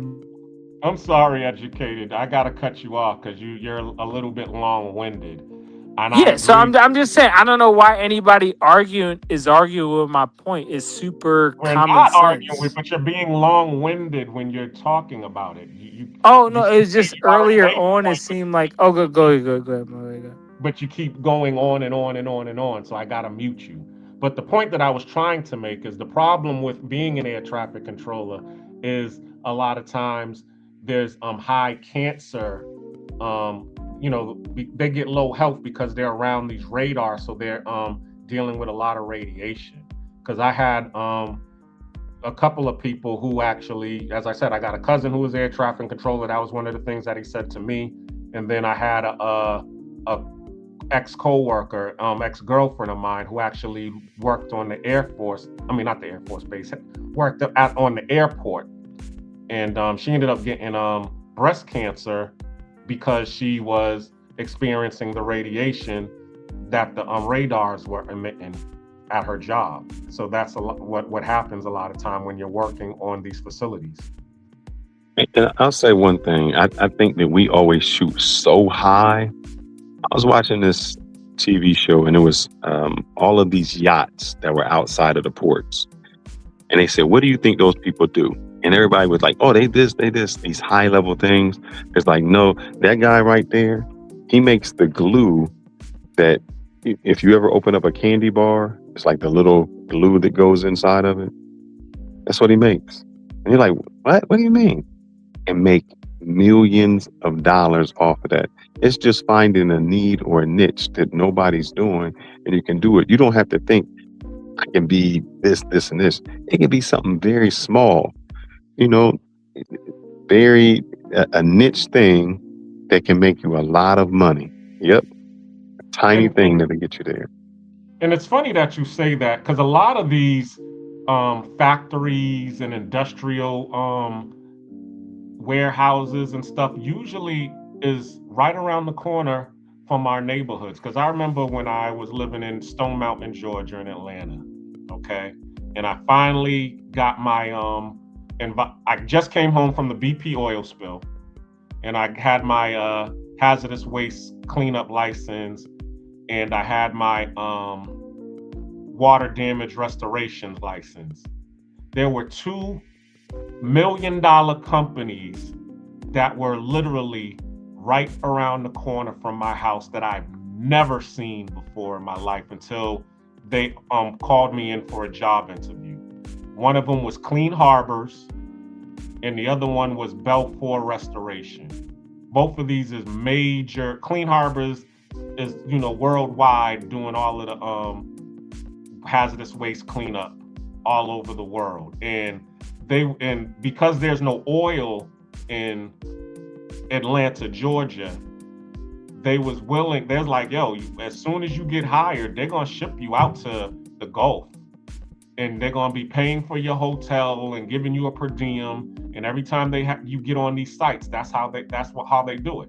And you'll be out of Atlanta, you know, at least 10 months out of the year.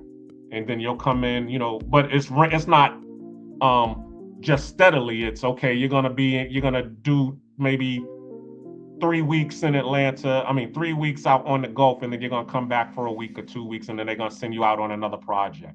And then there was Belfour Restoration. They do all of the commercial restoration for hotels and commercial facilities and high rises all over.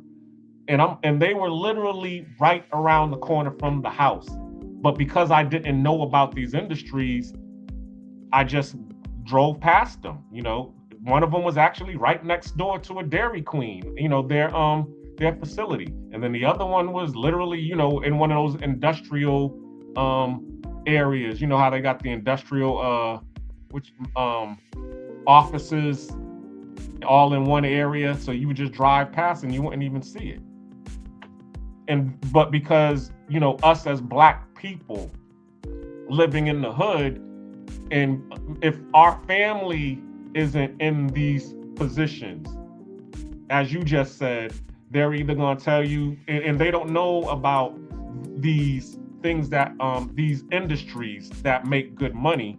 They're always going to push you towards what they were told: go to school, graduate high school, go to college, and then go get a nice job working for one of those big corporate entities out there. Versus, hey, you know, there's Belfour right around the corner. Or they might just tell you, hey, go get a job at Piggly Wiggly, or go get a job at the post office. Some of us who are lucky, we might even just go get a job, you know, with the police force, or, you know, but that's what I'm trying to say. I want just like what you said, I want people to retrain their minds to think outside the box, not just, okay, go to school, graduate high school, you know, go to college, and then go try to shoot for, you know, Goldman Sachs, when there's so much money in all of these other places, even in healthcare, getting a CNA license. Like the girl that I was dating who's from Zimbabwe, she had her CNA certification, and then she was going to school to be an LPN, and then she got her LPN, and all of a sudden she's going to get her RN license right now as we speak.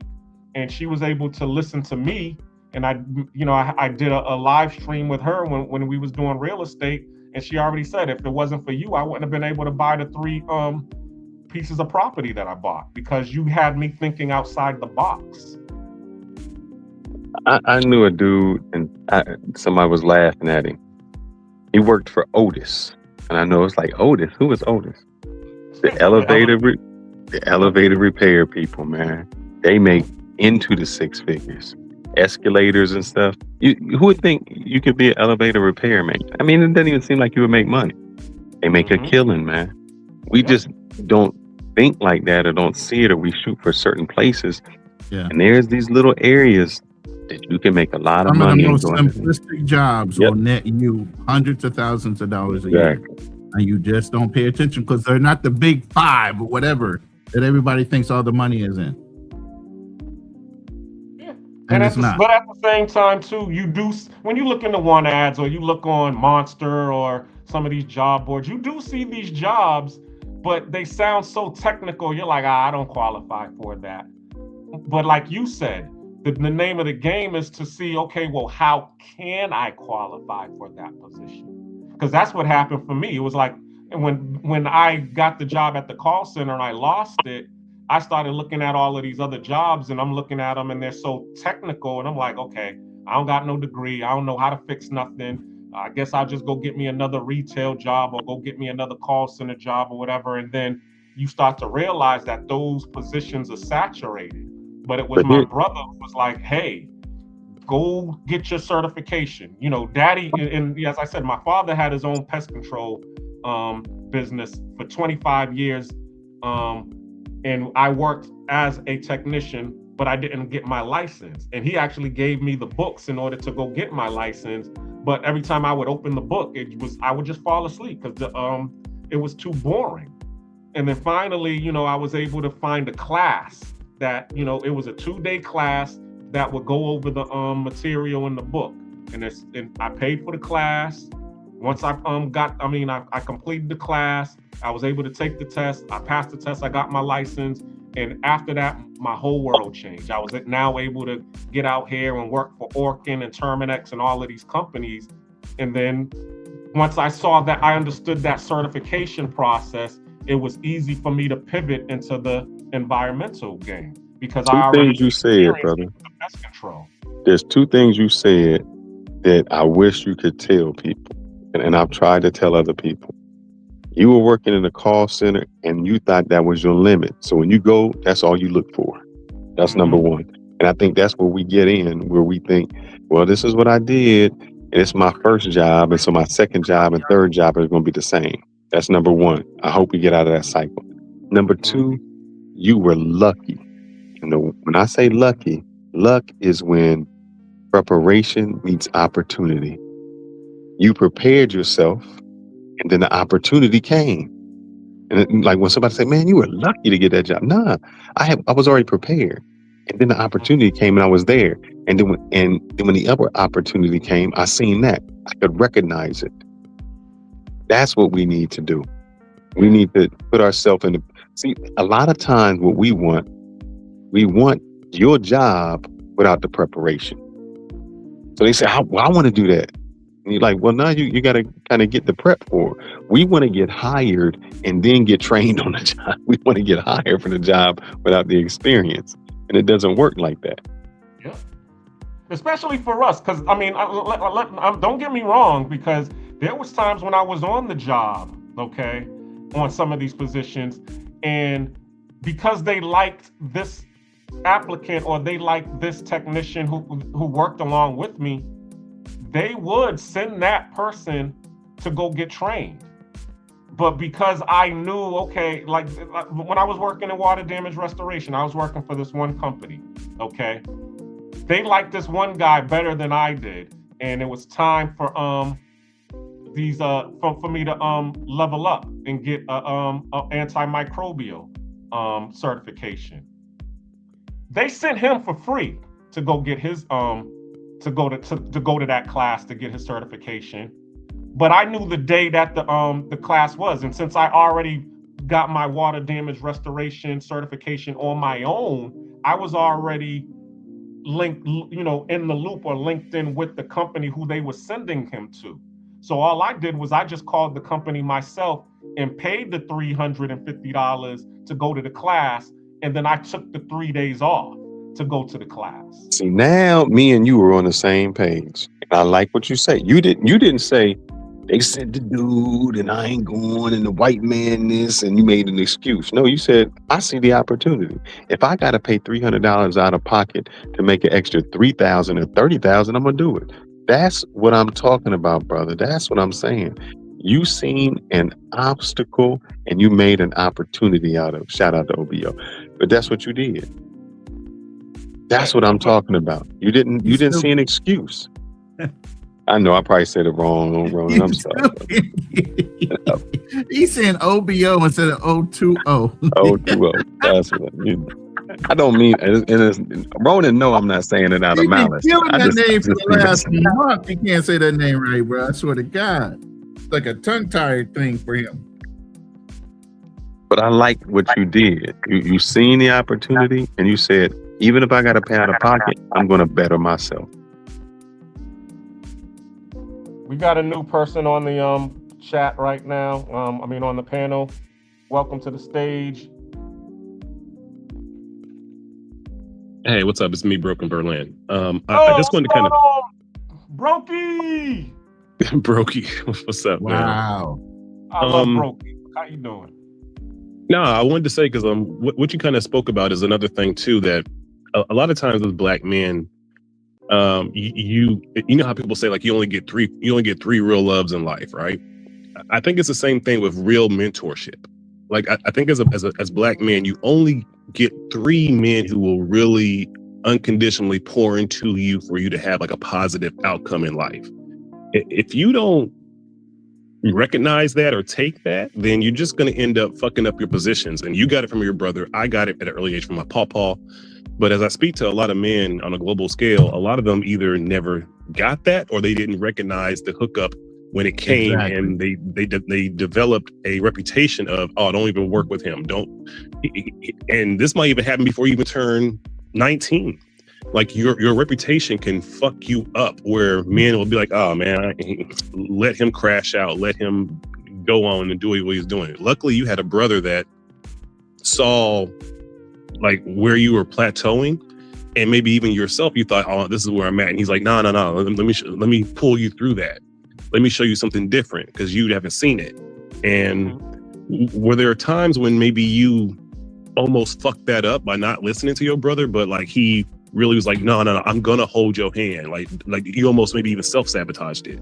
Was there a situation where you maybe did that and you now can like tell that story to other especially young brothers? Because I think the older brothers, it's a wrap. But the younger brothers, like 15, 16, 17, like I see the vibration of these young black men now at a young age, and I wouldn't want to invest in them. I wouldn't want to even take out half my time to pour into them because it seems wasted.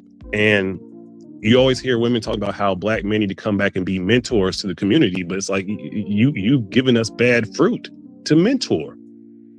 So yeah, that's my TED talk. And a lot of times, I'll repeat that. A lot of times what has happened is they don't have a father in the house. And so I've seen it. When you say a direct order to someone who doesn't have a father, they are combative. Someone usually who grows up with a father just says, yes, sir.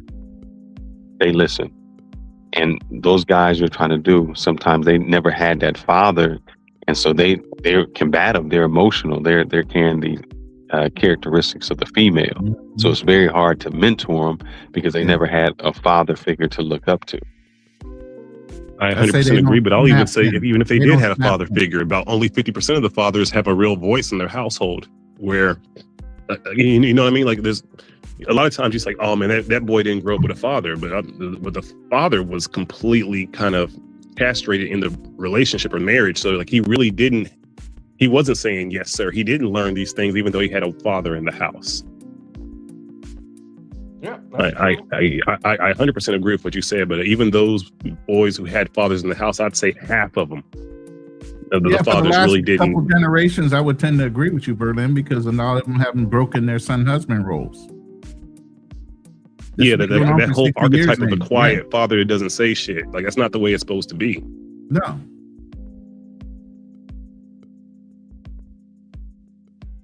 So my question to you is, because this is going back to Black Cleaner, I think this is the discussion we had. How do we handle that? If we want to say we want the Black community to go, and you're saying, man, I can't help these brothers, and I know Black Cleaner saying we got to help them. Where's that middle ground at? I believe the Black community, if they really want a true outcome, needs to create and build its own sort of Job Corps that's separate from the government, that gives young Black boys and young Black girls an opportunity at the age of 14 up. Over here in Germany, if a kid's not in a higher academic scale by the age of 13, they already start kind of transitioning the children to learn trades and different things.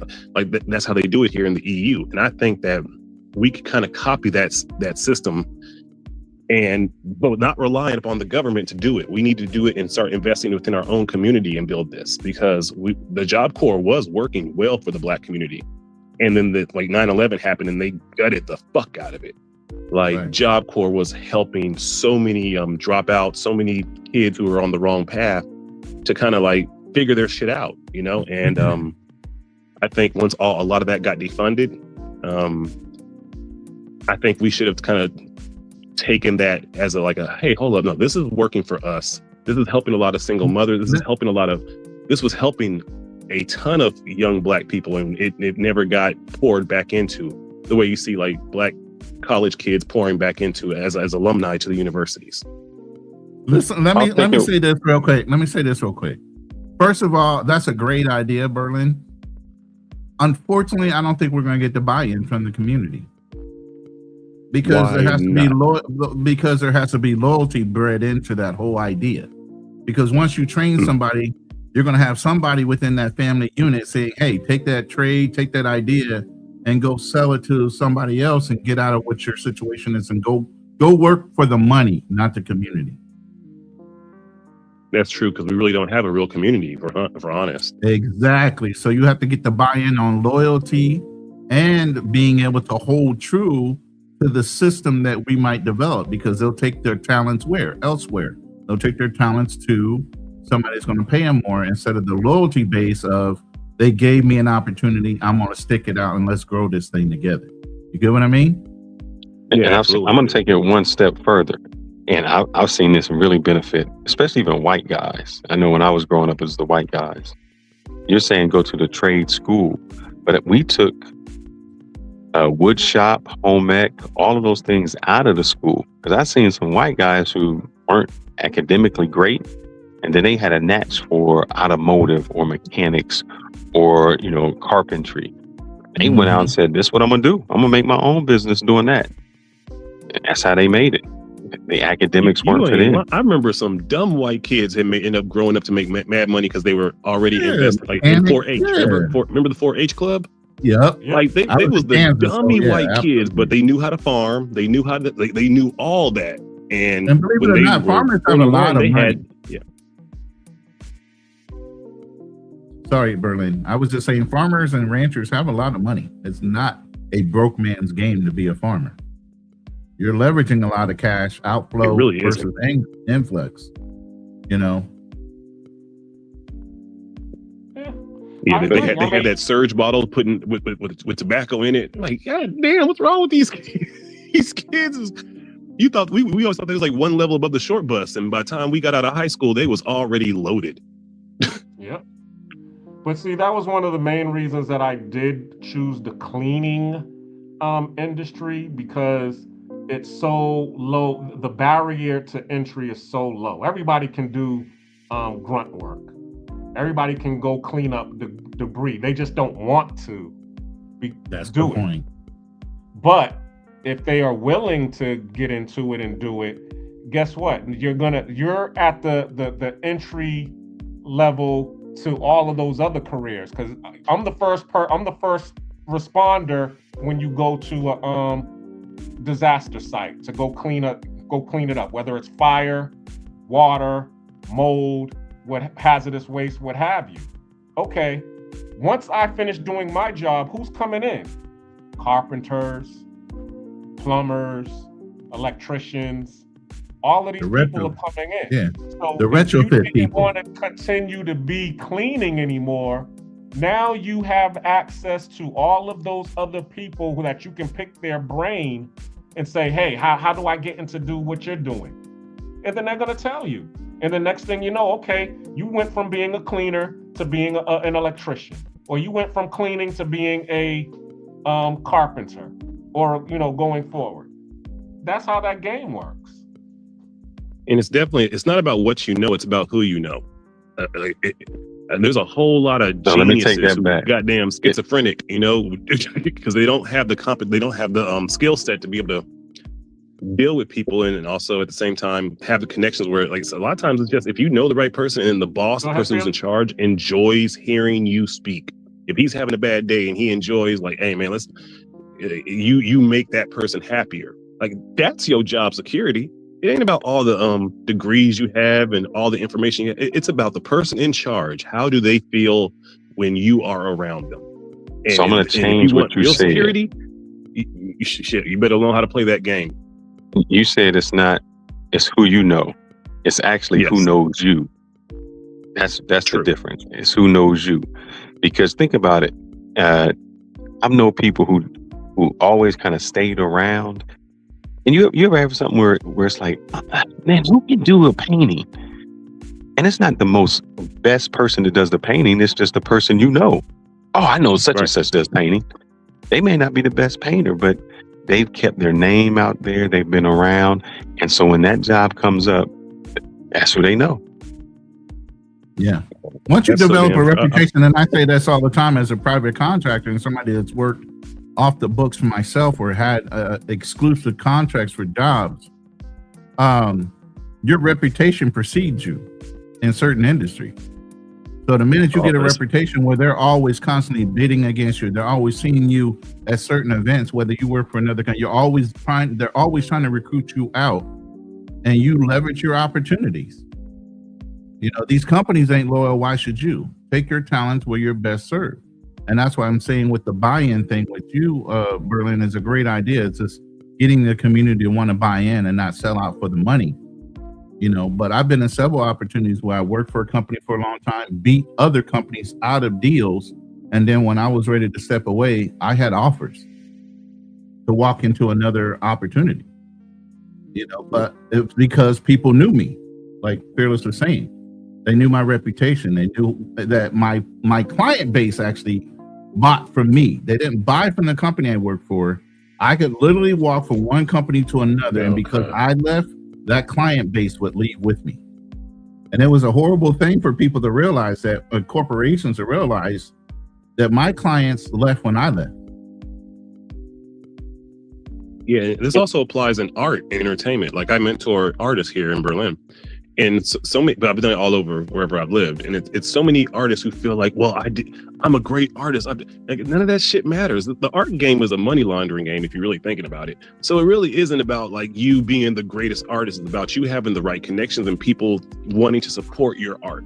That's really what it is. There's so many like amazing genius artists who nobody's buying their shit. They on the side of the street selling their paintings for $50, and there's somebody who's like 10 times worse than him, but because he knows how to or she knows how to leverage themselves, has connections, and people enjoy them, that's the people who get supported in art, or even music, or even graffiti, whatever it is that you are trying to do. It truly is about. It's not about who you know. It's about who knows you, and will they support it. Damn, Berlin. Damn, Brokey. You need to say that again, because as I was just talking about my brother, that's the information that he really needed to hear growing up. Because everybody was telling him, you got gifts, you got passion.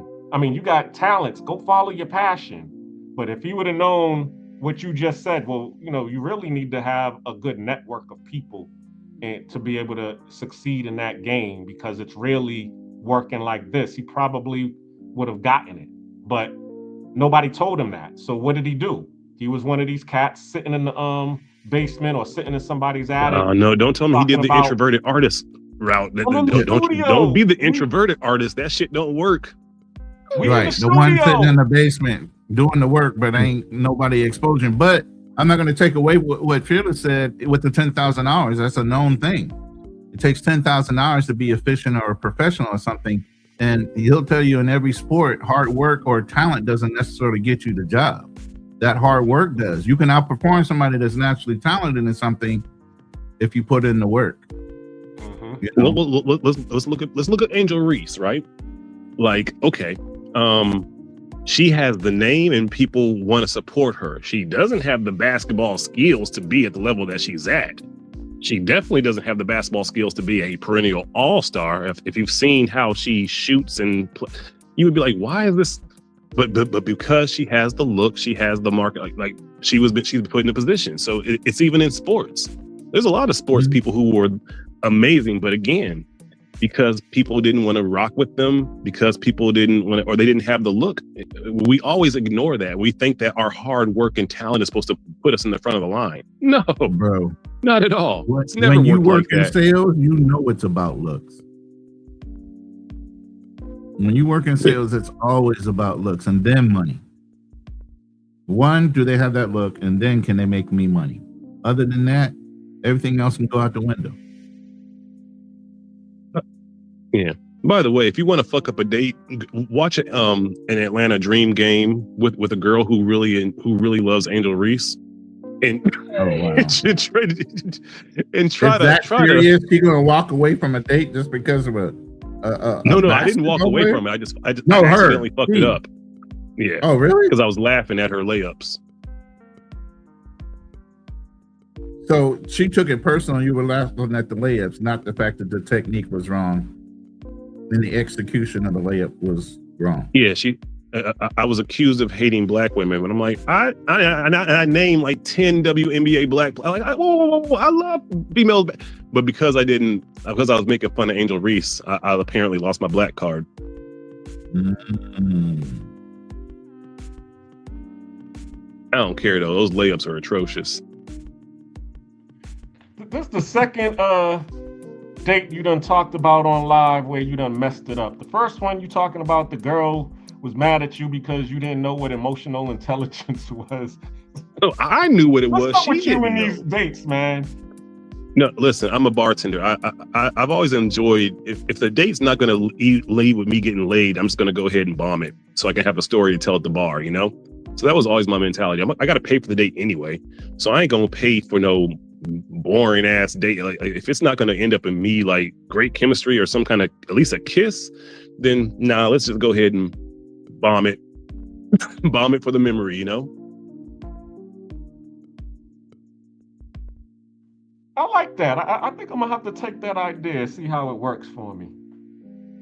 I've actually gotten a lot more dates talking about my bad date at bars, and women like so. Yo, seriously, it's a formula that works. If you're gonna have a bad date, turn it into a story that ends up getting you another date when you tell it.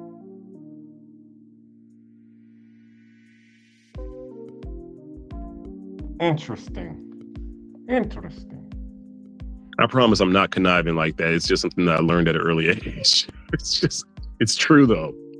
Like you're paying for the date. Why have at least make a memory, or even if it's bad, she'll tell the bad date that's so funny that it still kind of gives you a good reputation. Like I ain't being disrespectful or nothing, but at least it'll be like, this dude did this. And it's like, oh, it creates not confusion, but at least intrigue with other women.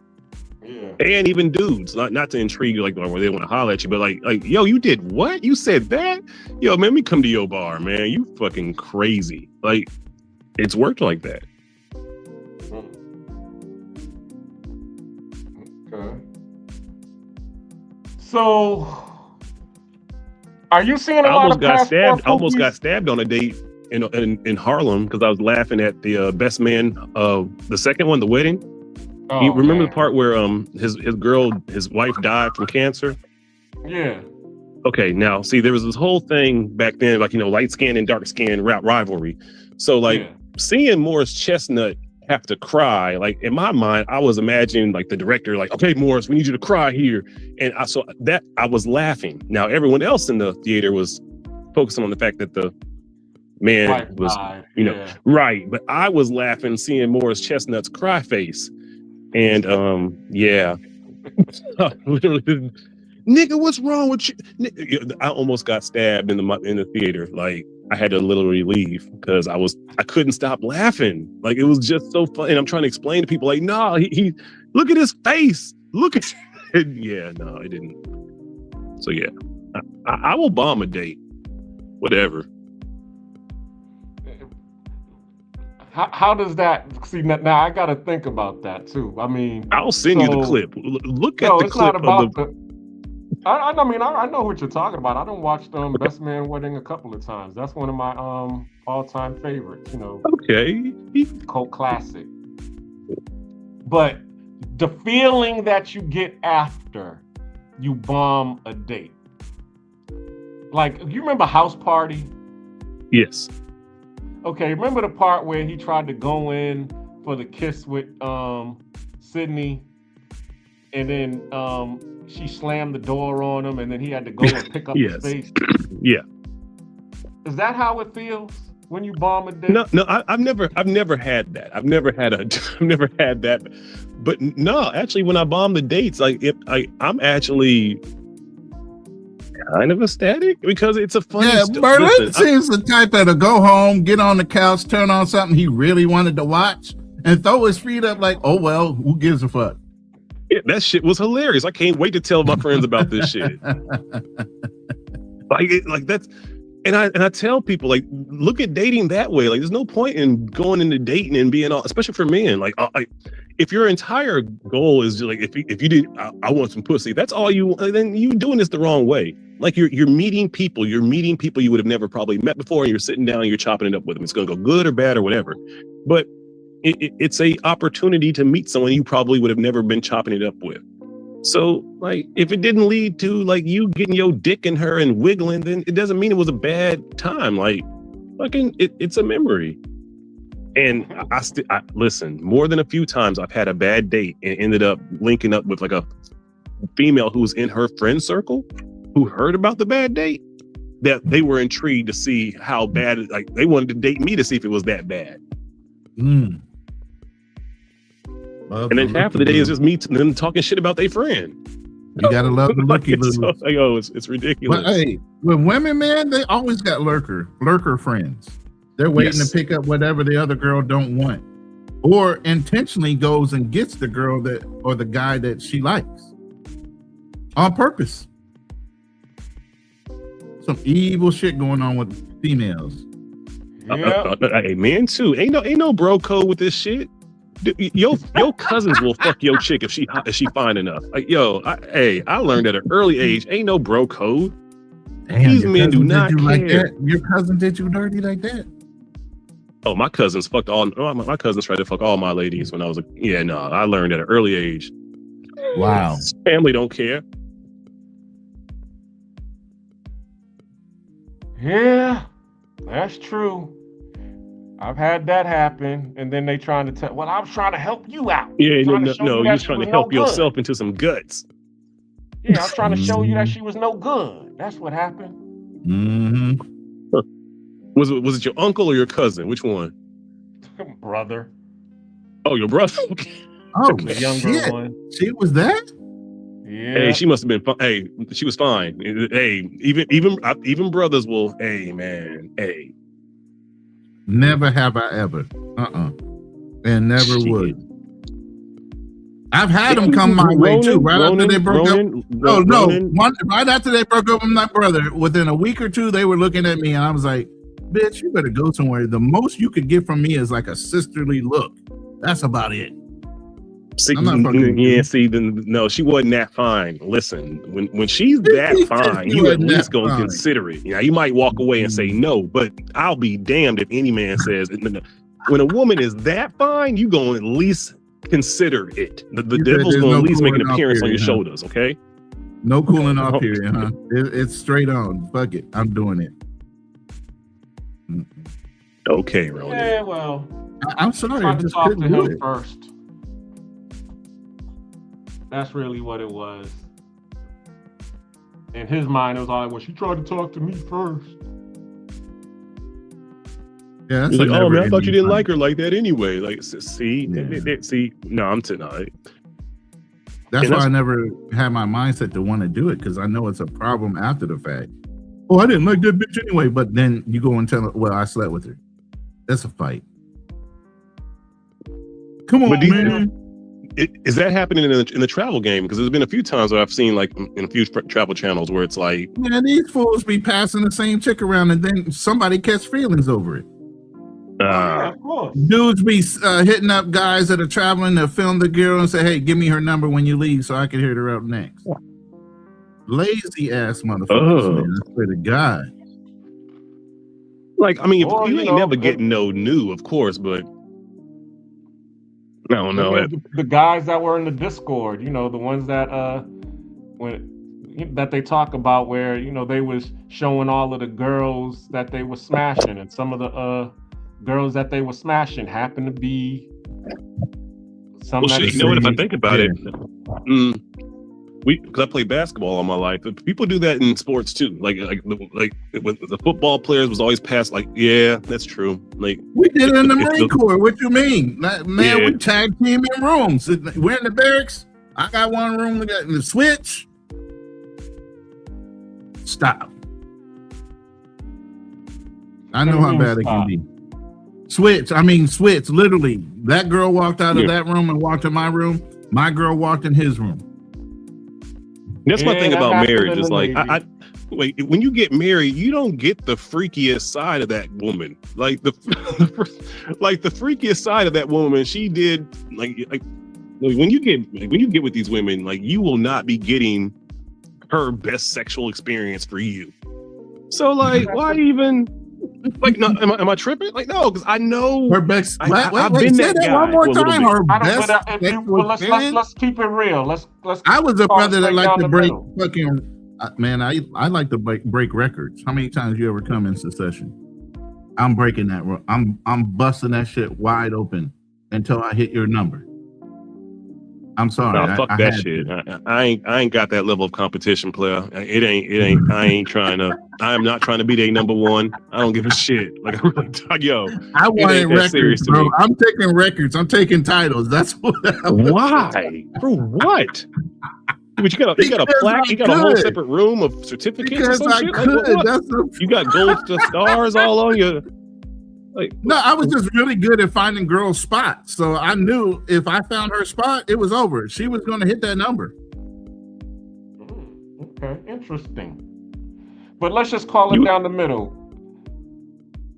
Do you really want to marry the freakiest one? Yes. Before I had a conscience? Yeah. I didn't give a fuck. I'm not thinking about you're not supposed to have a baby with the freakiest one. That's what my brother said. I'm not trying to marry the freakiest one. It's not about marry, but I think men want to grow old with the freakiest one. Does that make sense? I think we want to grow old with the freakiest chick. Well, when you get older, meet the freakiest chick, whichever way you want to look at it. But yeah, I think. But the problem is, once we get old and when we turn 60. And her freaky shit, it multiplies because when women go through their midlife crisis, that shit, once they stop making eggs, they shit go crazy, and it really ain't healthy for us as men to be taking them honey packs and all that. How crazy do they go, Berlin? How crazy do they go, Berlin? How crazy does it get? They go fucking 8.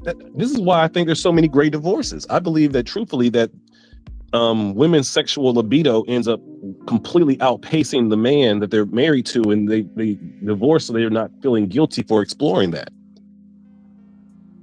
And I think that the old men simply just can't keep up, and it's not their fault. That's just biology, and they're giving themselves heart attacks trying to keep up with this woman's libido, when if it was actual love,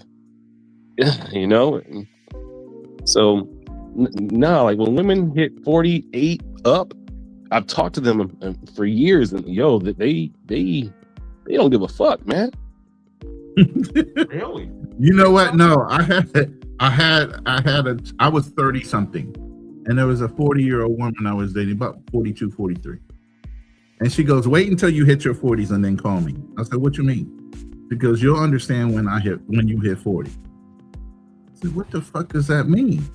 And when I hit 40, man, I knew how the chicks were acting, but then I knew it was a whole game for them. They didn't give a fuck after they 40, man. Anything that looked decent to them, they fucking without question. Shit, what's my problem? I can't. Well, never mind. I know what my problem is. They already told me. Old lady. Let me shut that shit down. Cute old lady. Oh, you so cute. They was trying to fuck you, man. Yeah. Like the old ladies. You think, that grandma just playing around. She wanted to fuck you. Yeah, absolutely.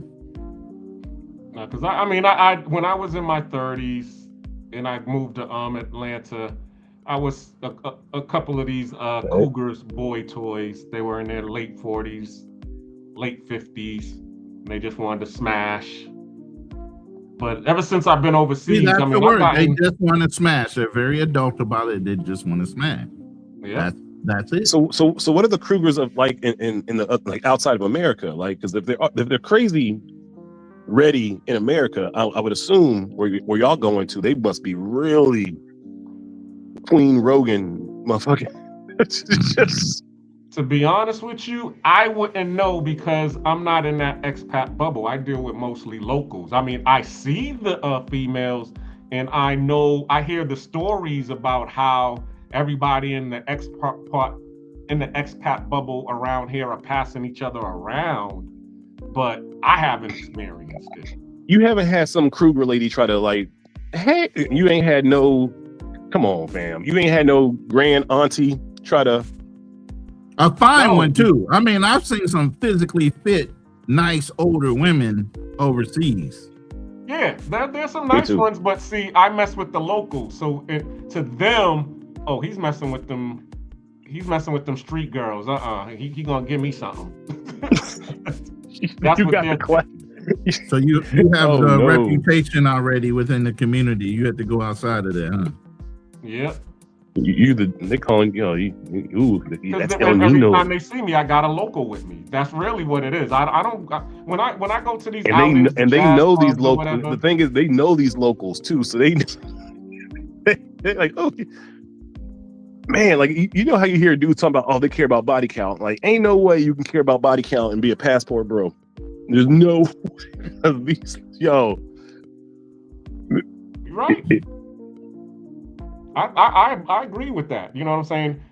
I guess what they care about is the reputation. But see, I'm the same way. I mean, because I deal, as I've talked about this on my live and different, where because I do hit the nightclub scene, and when you do hit the nightclub scene, anybody who, like you said, you work at the bar, so you know the regulars, you know the people who are always going to be there, you know, whether they're security, DJ, you know, hostesses, all of that, and then the people that come in. So when I go to the club scene, the girls that I see that are the regulars are usually the ones that work, the night working girls. So you eventually start befriending them and becoming nice with them because you see them every time you go out. You might, ew, get away from me. You're a hoe, or you're a 304. You know, the hoes are the most fun. Like you gotta be hoe adjacent. You ain't gotta have sex with the hoes, but you want to go where they at. Like thank you. That's the point that I was trying to make. After the 10th time of seeing her, now you're like, oh, hey, Consuela. Consuela, come on. Hey, Abigail, how you doing? Oh, how's business? How's business, bruh? I'm done. Business looking up. Exactly. It gets to the point where you're like, yo, you know, you hungry, because some of them they don't get dates. So you're like, you hungry? Come on in. I'll sit down. I'll get you something to eat. It's on me. And that's what happens. You give them something to eat or whatever, and then next thing you know, you got their number, and now they calling you or whatever, and then they bringing the family over on their day off. You need to open a cafe for the hoes, man. You need to just open like a nice coffee shop with hoes drink free, and you know they bring yo, you should, yeah. I think I might do that because it's funny that you say that because now the clubs here we'll make sure you get a free bagel and an egg sandwich. We'll make sure you get your protein, real protein, not liquid protein. Because here in the clubs in Panama, they don't allow the girls into the club by themselves. And if there's this one club, and I just finished having dinner with one of the girls who's a friend of mine, okay? And I'm like, yo, let's go into the club, go dance. So we go into the door, and the security's at the door, and the security speaking to her in Spanish, and I'm like, what's going on? And she's like, oh, I can't go in. Hold on 1 second, Black. Hey, Ronan, you better not ever break the law. I didn't know your side profile was like that. Yo, that hairline is back, Ronan. Yo, I never knew. Says the bald guy. Wait. Profile. I never. It says the bald guy. You know what I'm saying? What the hell you doing? That's hilarious. That's the Oh, bald no, guy. bro. You know what I'm saying? Oh, Oh, no, bro. hey, if she loves you, she kiss your forehead. She You kissed my almost at the forehead. You point wanted where to it's come looking back? like, I have her nigga, kiss what the my fuck you forehead holding too. on to? Oh, yeah, she. That's real. That's real love You when might she want- kissed that forehead. Well, she's just gonna jump out the window. She just see her run. Oh, okay. I'm jealous. Okay. I'm just jealous now. I'm gonna find me. I need to find a chick with a bald man pink and kiss. Hey. Yeah, just And I'm not bald yet, but it's getting there. sir. Trying to save it. She won't let me shave it off, bro. So You look hey, like make Sade's fun of her. grandpappy. Man, go ahead. Damn.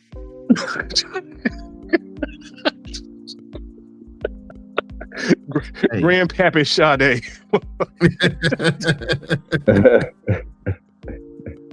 Oh, Cool King, you waking up for the jokes, right? Yeah, I'm waiting. Oh, you know that. You know that. That's hilarious. Yeah. He was out like a light about 10 minutes ago. Mm-hmm. Coming in with the chuckles. It be like that sometimes.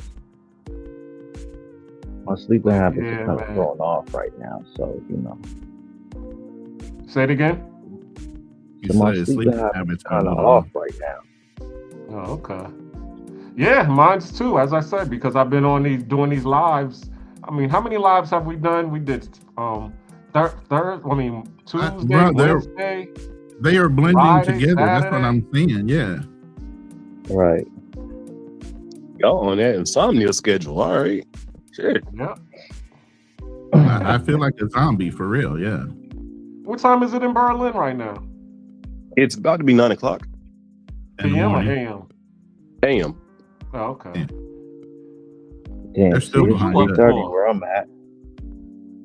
Yeah, I had plans today, but then I realized, oh shit, I can do it. I ain't got to do shit today. So I was like, all right. So now I got to figure out what the hell to do with this day. Yo, who is Big Mike in the chat? Big Mike is cool dude. Why? What's up? What do you say? I never seen him before. Camp Kinsner, my boy said, taking me to. But I did want to say again, man, I just think it's really dope that your brother like kind of put you on, right? Like, no, like That's a running joke. No, you got to pull Oh. that up. Black Cleaner, you got to pull up the Big Mike thing because that's a military joke for real. Because that is nothing but the facts. Yeah, Some of the Berlin. biggest I no's. always thank him. Hold up. like do you get like your own family trying to get you to mentor some of the young kids and young nephews and young, like I can't do it. All the time. Yeah, I mean, and I do, as I said, one of the things I do now is what I'm doing right now. Hey, look at my lives, because I put out a lot of game on my lives. Now, and same thing, I got a lot of game in the books that I've written. When you're ready to execute and you need some help, call me. But the information is there. Yeah, that kind of reminds me of did you see that black streamer that was like streaming and his mom ended up like whooping his ass and biting his face on the stream? Did you see that? Damn. I didn't see that one. What happened? That's It happened like in the last 4 days, right? This kid who wasn't really a popular streamer, like somebody like they raided his stream and he had like a bunch of people and he got excited. And like he was living with his mom and his mom was like, I told you after 10 o'clock, stop being so loud. And like she's hitting him on the stream and all this shit, right? And like of course like it blew up.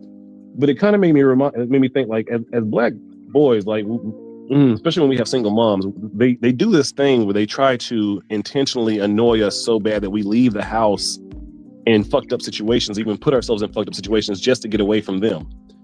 And it was like these are the women that want us to mentor their kids, and it's like no, you're doing shit like this.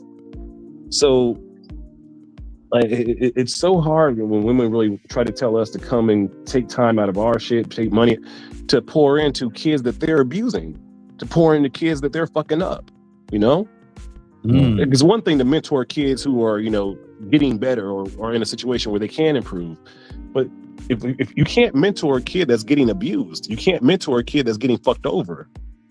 You know what I mean? Because it's like it's counterproductive for you as the mentor. Yeah, we have a brother that we're going to be doing our Thursday night therapy sessions, and he actually used to work with traumatized children to get them ready for therapy.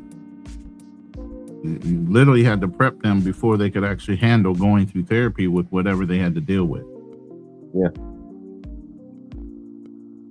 Damn, that makes sense. You get therapy before the therapy? Like, what the fuck? No, you have to, so you can receive the therapy the right way. That makes sense. Because if you got all these weird ass triggers that you can't even like, then you ain't gonna get no real therapy. If you have impulse control and you can't like the whole time in therapy, you're really much doing most of the talking anyway. But if the therapist is trying to talk and you can't shut up to hear what the therapist is like, then what the hell are you there for? Yep. I agree. Because, the therapist is there to listen. So. Well, that's not a real therapist. That's just somebody getting paid to listen to your ass. Real therapy is solution based, and they're actually, that's why I think sometimes it's for men, you shouldn't have a female therapist, because female therapists are really just kind of feeding you word salad they definitely the whole time. They'll interject their own personal opinions on a situation for sure. But there aren't a lot of men therapists out here either, though.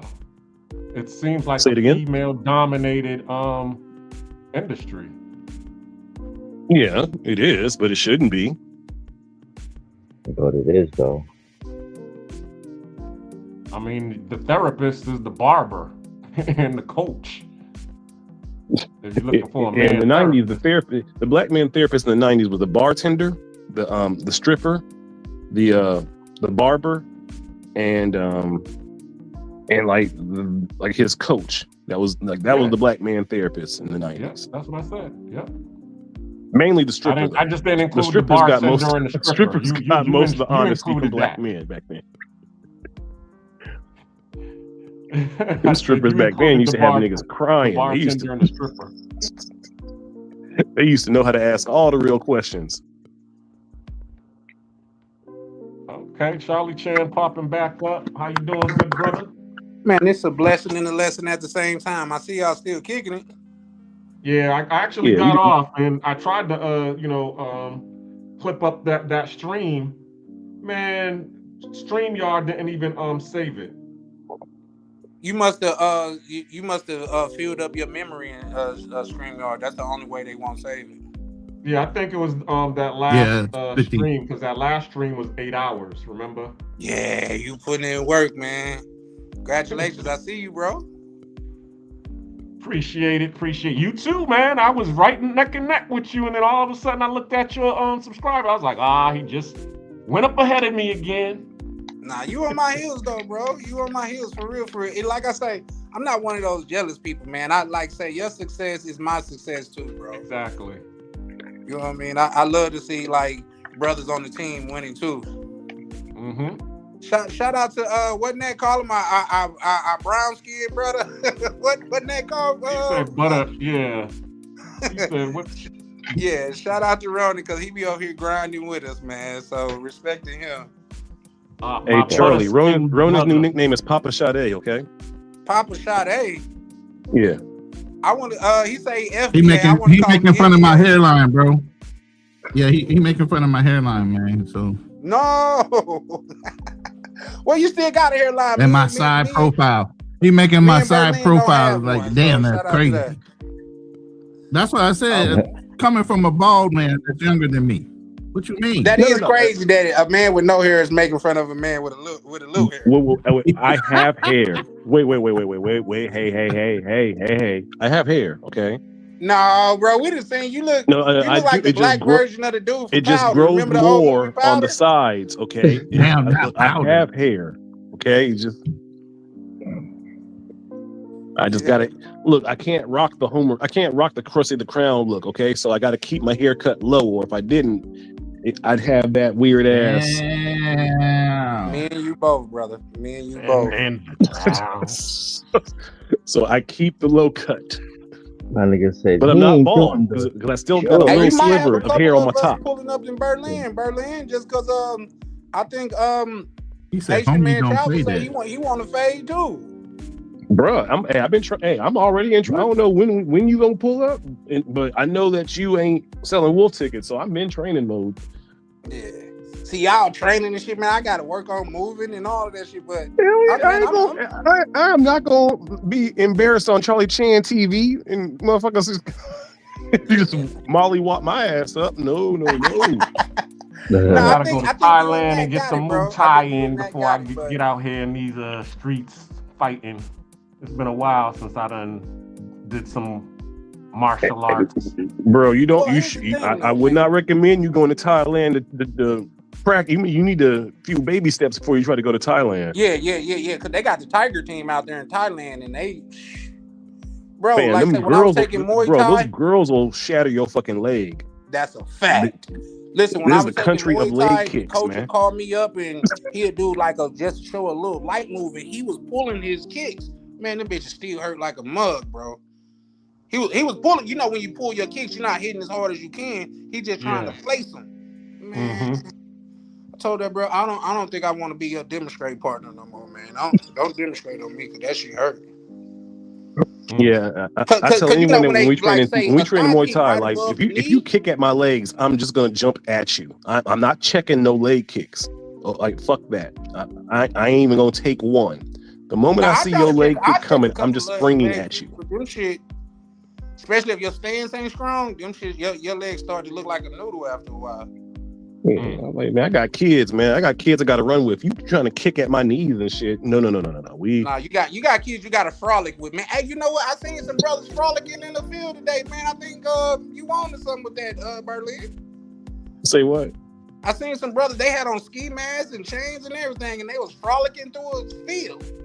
I said, man, look at Berlin. It's frolicking and cat caught on. Hey, listen again. Ronan, when's last? I don't know. Ronan, yeah, Ronan got a tenderoni with him, so he be frolicking a little bit. He can frolic for about 7 steps before she be like, "Come on, let's go skipping, Ronan." With you, like, Berlin. Wait. With you, Berlin, I gotta ask you, what is your definition of frolic? Because you the type of brother that likes to skip around and shit. I don't skip. That's a little bit of. What does your frolic mean? Frolicking is you ain't got where you're running jovially. I like that. Running jovially through environments of nature.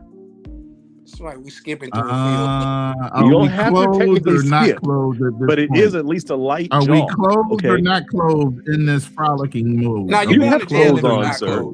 Not a lot of clothes, but you got a bunch of buttons down, but you still got clothes on, fam. Okay. For sure. Okay.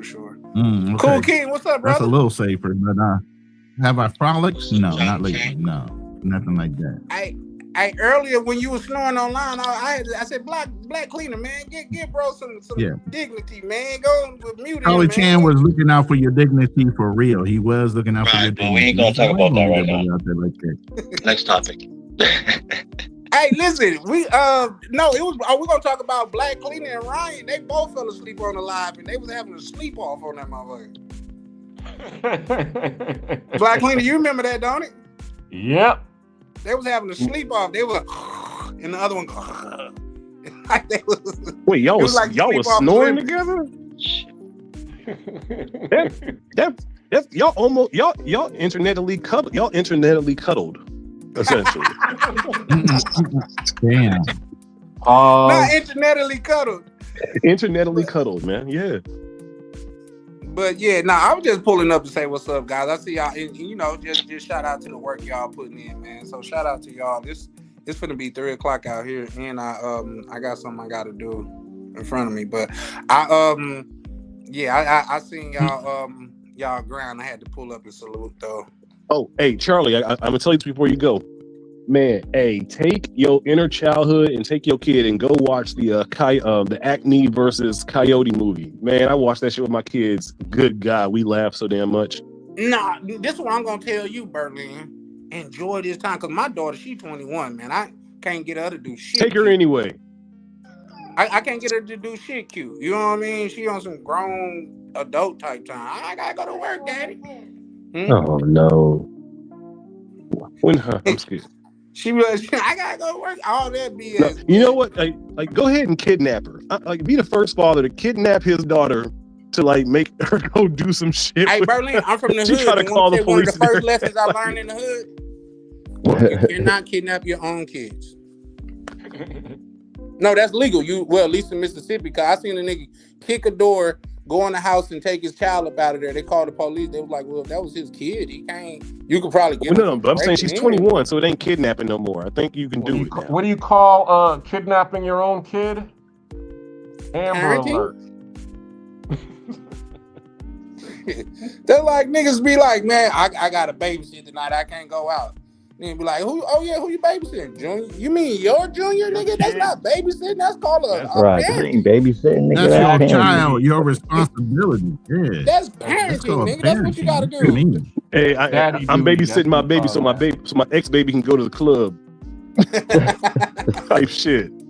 I used to do that shit all the time. Like dudes babysitting their kids to go so they woman can go out. Like what kind of shit is this in the hood? Daddy duty. You know the funny thing is, you should tell her don't bring no babies back. But yeah, I'm gonna just drop down, man. Like I said, I just seen you brothers still putting in that work, man. I had to pull up and salute, man. Ronnie, what's that you drinking? Oh, you drinking some water, right? Prune juice. Yes, sir. Prune juice.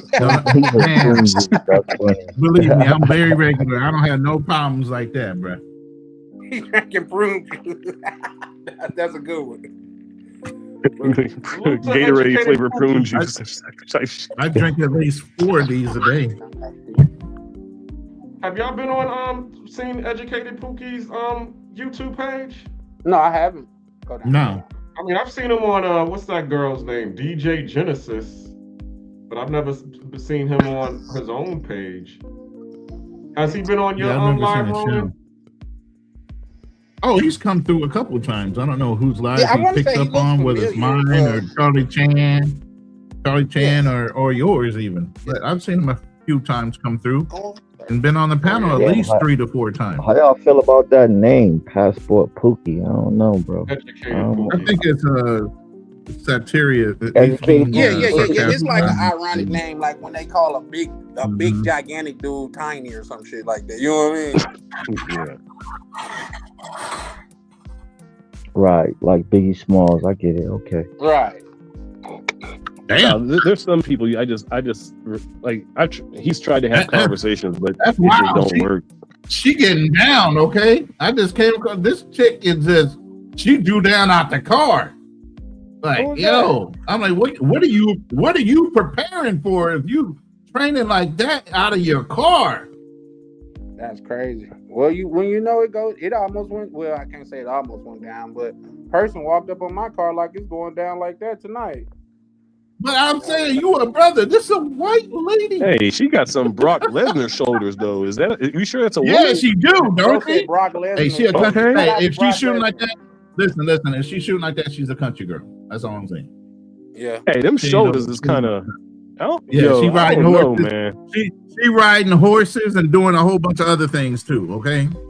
Ain't nothing That's wrong the kind of chick that get on top and you can't go nowhere. Ain't nothing wrong with a country chick. The only guys that don't like country chicks I are love East you. Coast What guys. you mean? Ooh. Say that again. I said I love them. What you mean? Well, yeah, I forgot you from the East Coast too. No. I like. Nah, man, them horse girls are crazy. If you're from the country, you know. You lying. Oh yeah, if you're a barrel racer, those girls are like way out there. What are barrel racers? Huh? Never heard that term before. Barrel racers, they're on a horse and on rodeos. They run around the barrels. They actually have an obstacle course in the rodeo stadium. Yeah, no, and the crazy racers, ones are the ones that rope up the calves, like those, and they jump off the horse and tie them up. Those are the crazy horse chicks. Those are the craziest.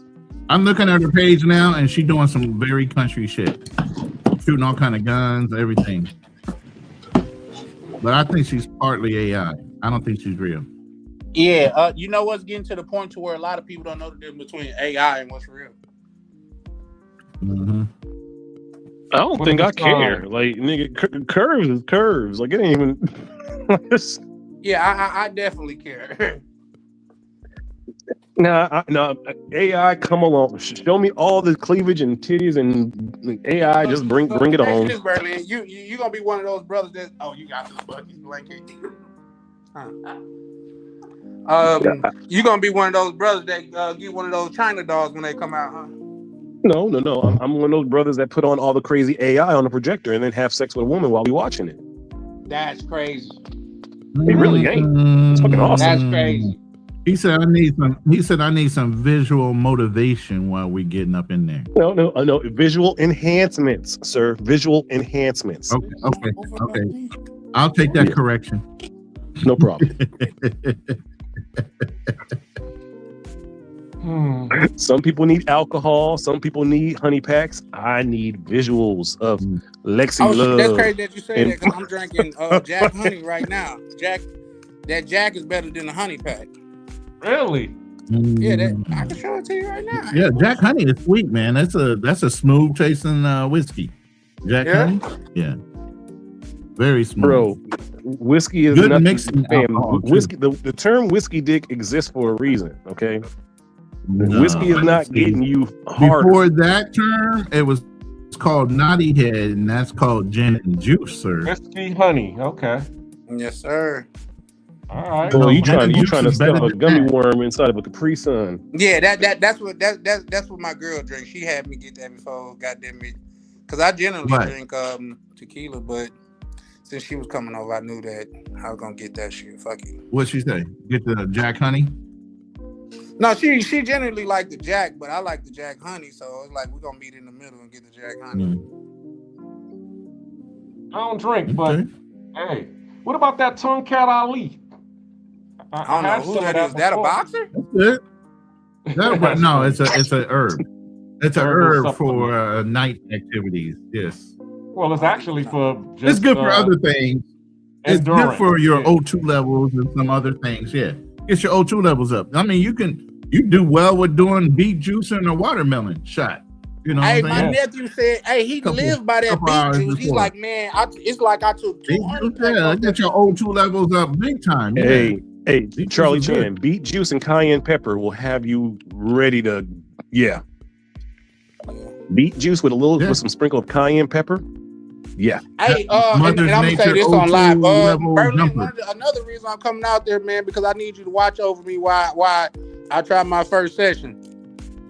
Bro, it's no problem. First of all, I'll make sure. I feel like you're gonna let me loose in the woods and tell me go wrestle a bear or some shit. Dude, hell no. No.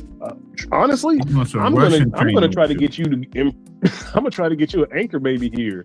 You don't see these fucking fine ass sisters. Yo, they really want American brothers so bad because our humor is what they want. Like the way that we talk, like the African dudes here, they really on that gorilla pimping shit. They're dry. Yeah, they're dry. Dry humor. Like, I'm telling you, the Berlin sisters or the Amsterdam black sisters, yo, you would end up. You'd have an anchor baby for show over here. That's crazy. And then you could bring your whole family over here. Yeah. I'm really trying to. I really want men and women to escape the matrix of America. Like it's a wrap. Our land it's done. So if we want a real black community, I think we got to go outside of America to create it. Like even in Thailand, I speak with people there. They're building a real black community for them and their kids, the black kids. Like it's no gun culture. It's completely different. I think we as black people in America need to start just building a black community outside of America. Hearing this on the Black Cleaner channel, yes. And it was funny that you say that because I was watching this guy on TikTok, and he was in Ho Chi Minh City, District 9, I Definitely believe. And takes a that was one lot of the things different. that he was saying. He was saying that you could live comfortably in Vietnam for shoot $1,300 a It month. just tastes super sweet. Man, less than that. Hey, you heard what If you Nag took Neezy I said? He told just you it was $20,000 to shamed us, free. brother. Vietnam, If you you could be going like a somewhere and damn. You would be how living can you beyond stay comfortably somewhere for a for whole year. $1,000? You're not in my tax bracket. Exactly. But hey, I don't care. Right. Sometimes, bro, we just gotta stay in our lane, bro. Like I tell my nephews that, bro, when you go in the gym and you see that one brother, he doing the barbells 50 pounds a piece and shit like that, bro. That he had to work up to that, bro. Don't go in the gym your first day thinking you finna hit no 50-pound dumbbell, cause you ain't going back to the gym after that. Thank you. And I guess that's what really that I'm trying to say to Fearless, because we just had this whole conversation and he was saying that he's for Black excellence. And I'm just like, well, yeah, you from Black excellence and I salute you, but I'm from Black mediocrity, because there's a lot of people out here who haven't even gotten to that point yet. So let's get them out of, let's first get them to this point, and then once they get to this point, then we can get them to shoot for Black excellence. Well, here's the thing about that, Black man. Yeah, all that and generational wealth and Black excellence. excellence. I'm working on Black mediocrity and Black minimalism. Like I that's my lane. I'm here. Y'all go for all that crazy generational wealth. Then y'all jump in that rat race, and you need to make $100,000 a year to set your kids up type shit. And, you know, I ain't about none of that. No, what I will say about Berlin, man, and it's something like sobering to see. Berlin is really into his fatherhood, man, and that's some dope shit. That's like some of the gangster shit that I be seeing. You know what I mean? Fuck anybody. Shit, Berlin's just a little kid at 40-some years old. I'm into fatherhood. I'm 58, about to start all over again. What the fuck you mean? You ain't started yet, though. Yeah, but I'm a more active father than you are, Ronan. Hey, you ever heard about how fast Filipinos get pregnant? I have to halfway stop looking. Hey, is it more than Mexican girls? I almost winked at a Mexican girl and she almost got pregnant. Yeah. Oh, yeah. I'll leave them two alone. Hey, I ain't even gonna lie. The first time I was with a Mexican chick, I thought her pussy was broken. I was like, "What the? Why is it all wet down here?" Oh shit! I was like, "Yo, hey, he turned this to after hours with Black Winter, ain't he?" Hold up, he said it was too wet. What? You know, better than the Mojave Desert. Like, look, I've had some wet sisters before, but this was a different type of. I was like, "Oh no." Was she shaped like a SpongeBob or square? No, she was she was curvy. It was a Job Corps Hispanic. So it was before she had her first baby. You want to get them before they have their first baby. So yeah, she was curvy, fine, and we was making out, and I was just like, yo, I felt it dripping down my leg. Get them before they had their first kid. I was like, is you peeing on me? Okay. Hey, here's the thing. My first instinct is to say that sounds disgusting, but the man to me is like, yeah, I've been there. Ronan, I'm sorry, but you know I'm right. No, you just had I just had a flashback, bro. That's all I'm saying. I just had a flashback. That's what me too. I don't need to go into any kind of detail. Don't go chasing waterfalls. You ain't lying. Please stick to the sisters and the lakes that you used to. Wait. Can you turn that thing down a little bit? Jesus. It's coming out too fast. I'm drowning. But yeah, nah, that's what's up. Kool Keem must drop down. Yeah, he probably fell. He was asleep for a while. Yeah. Shout out to Kool Keem. But yeah, nah, man, y'all brothers cooking. You know I'm going live. It's gonna be like say Wednesdays we're taking a little bit more serious, but Fridays it's the after hours joint, so where we just kick back. But Wednesday it's gonna be like, is DR like, is it overpopulated or is it just growing? You know what I mean? And we're gonna work from there, because what a lot of people don't understand about the DR is a lot of major work going on in the DR. I think A-Rod is putting $1 billion down there. They building a light rail to connect Santiago to Santo Domingo. That's gonna change the whole landscape of things.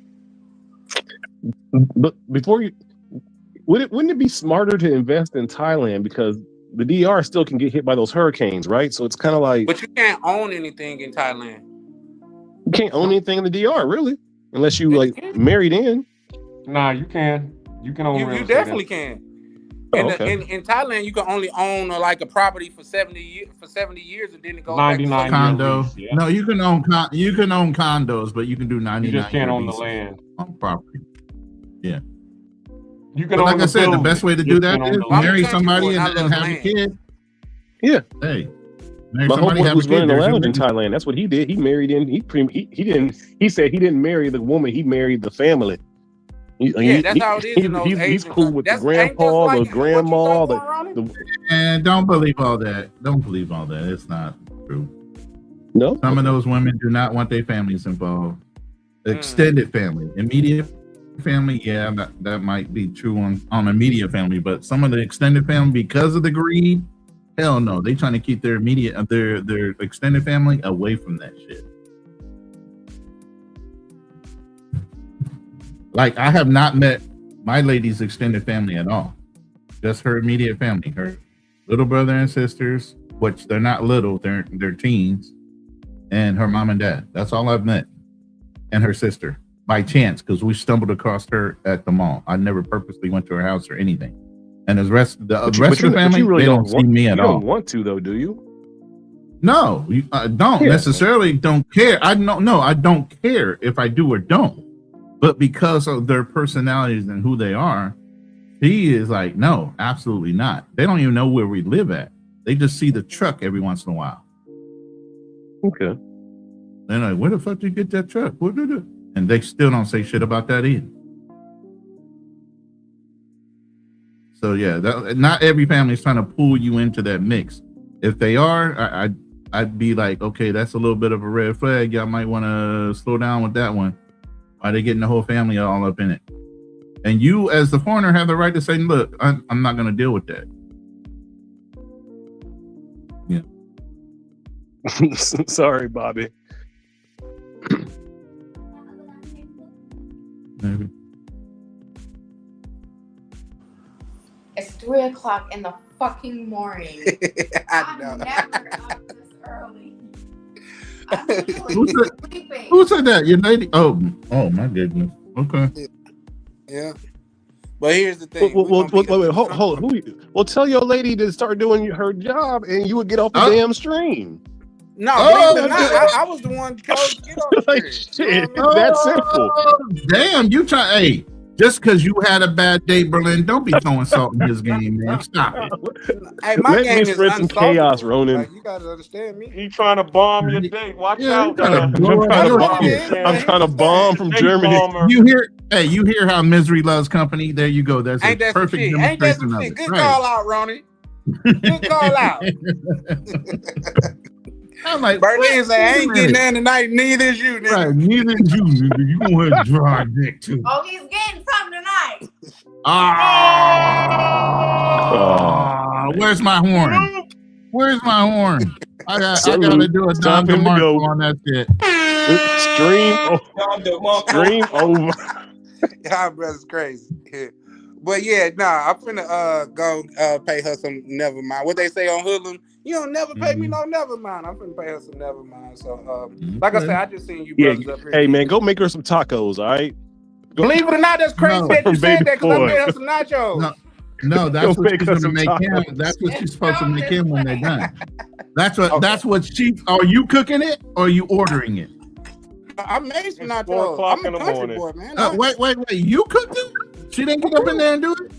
Hey man, y'all gotta quit because her friend said the same thing. You want him to cook instead of not Taco Bell? Like, come on, man. Thank you. And my mother is a professional cook. She told me show them the plate. This is the. All I'm saying is extra services need to be rendered if you did the cooking. That's all I'm saying. Extra service is gonna be rendered where I cook tacos. I mean, cook or not. This is the plate. She said, show them the plate. That's the plate. Damn, you licked that motherfucker or what? What the hell?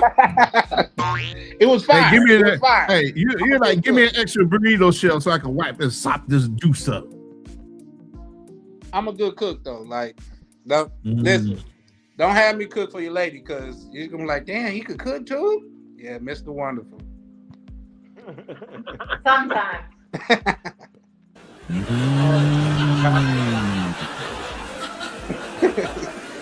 But I'm gonna go drop down though, man. Y'all fellas have a good night, man. Go handle your business, man. Salute, Make man.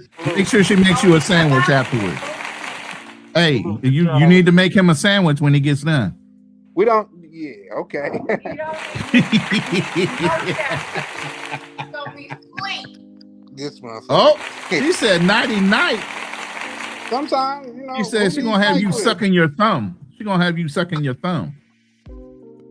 Don't say nothing too freaky, girl. God damn it.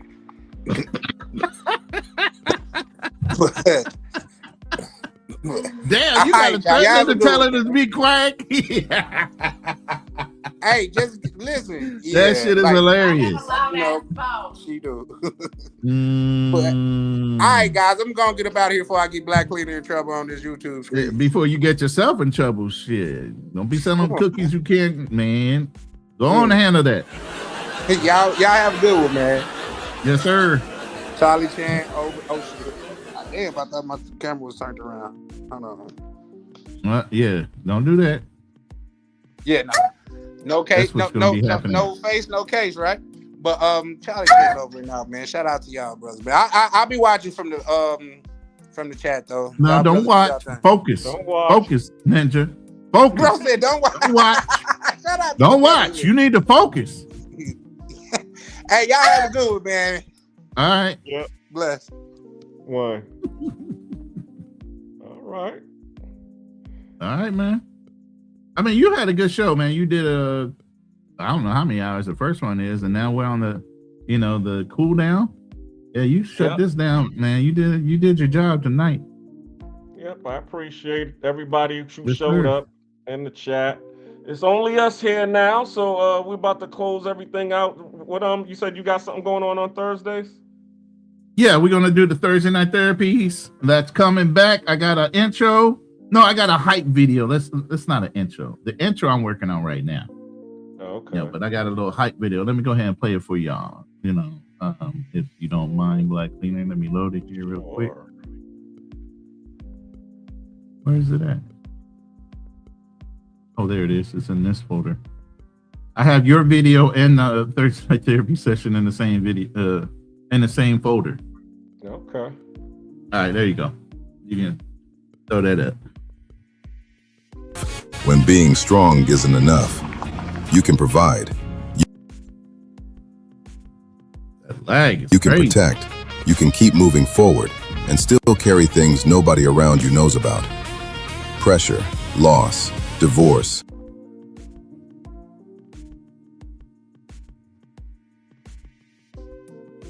Fatherhood, money, family. The Why does it do that? expectations people place on you, and the expectations it might be the connection, my connection you place on yourself. Most men were taught how to endure. Very few were taught what to do with everything they had to endure. That's where the conversation begins. Not with blame, not with excuses, and not with somebody telling grown men how they're supposed to feel. We're talking about understanding the weight, learning how to carry it differently,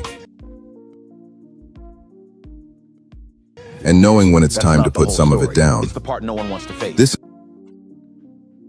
I hate this lag, bro. It might be my connection.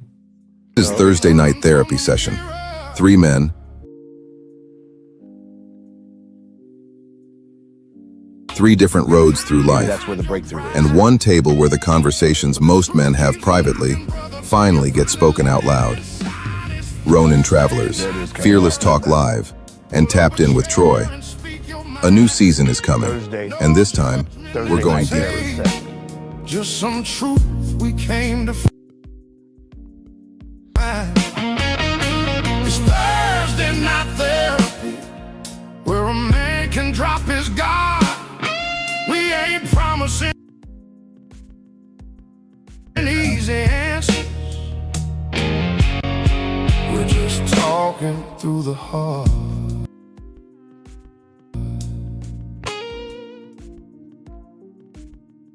So that's going to be on Thursday. And Troy is actually a previously licensed therapist. He's not only did therapy with children, but he also did therapy through the VA system with brothers that suffer from PTSD and other things. So he's actually a real legitimate therapist.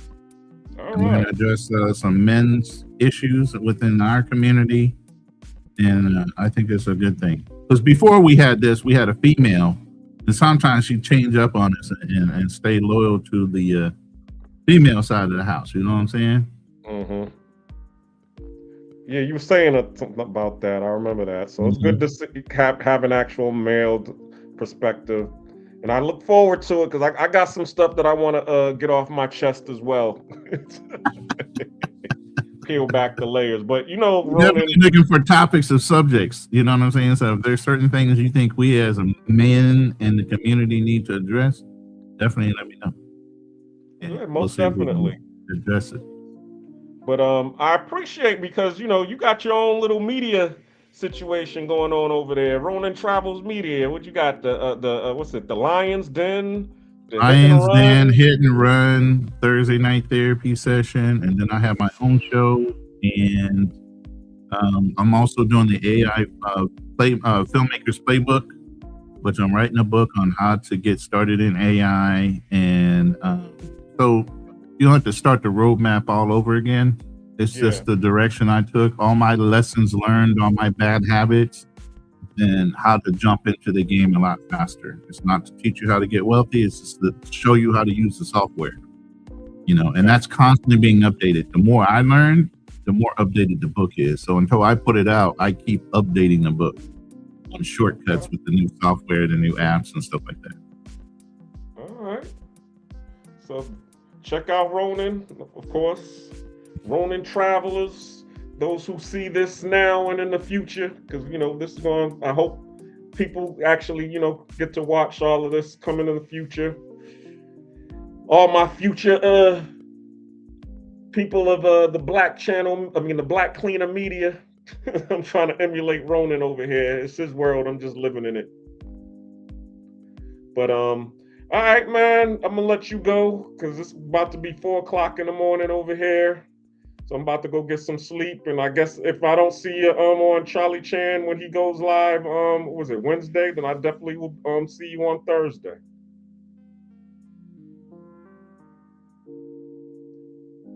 All right, and I'm about to hit this button. Peace and blessings to everybody. It's the Black Cleaner signing off. Yeah. Some journeys ain't loud. They just steady, they just real. Nature's Odyssey. Yeah. Still standing. I walked through fire, didn't fold and break. Lost some love, but I still got faith. From the silence, I rebuilt my name. Nature's Odyssey, still in the game.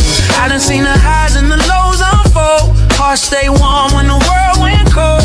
Every scar got a story told. Nature's Odyssey, solid gold. Yeah. Back when the road felt heavy on my chest. Suitcase full of dreams, pain in my steps. Left everything behind just to breathe again. Sometimes freedom don't come with friends. Late nights thinking where the time went. Love got distant, heart got bent. But I ain't crumbled, I just adjusted. Real men rebuild what's disrupted. Panama breeze with a silent mind. Trying to leave the past behind. But growth don't come if you stay the same. Sometimes you gotta walk through rain. I walked through fire, didn't fold, didn't break. Lost some love, but I still got faith. From the silence, I rebuilt my name. Nature's Odyssey, still in the game. I walked through fire, didn't fold, didn't break. Lost some love, but I still got faith. From the silence, I rebuilt my name. Nature's Odyssey. Ain't no shortcuts in this life I live. Every lesson cost some, had to give. Trust broken, ego tested. Still I rise, still I'm blessed still. They say why you move so calm. Storms don't shake us steady. I done learned what peace really costs. You don't win unless you lost. This ain't flashy, this ain't hype. this grown man, purpose tight. Every episode, every mile, still got vision, yeah, still got style, yeah. This ain't just travel, it's transformation. This ain't just silence, it's elevation. Yeah. They saw the same.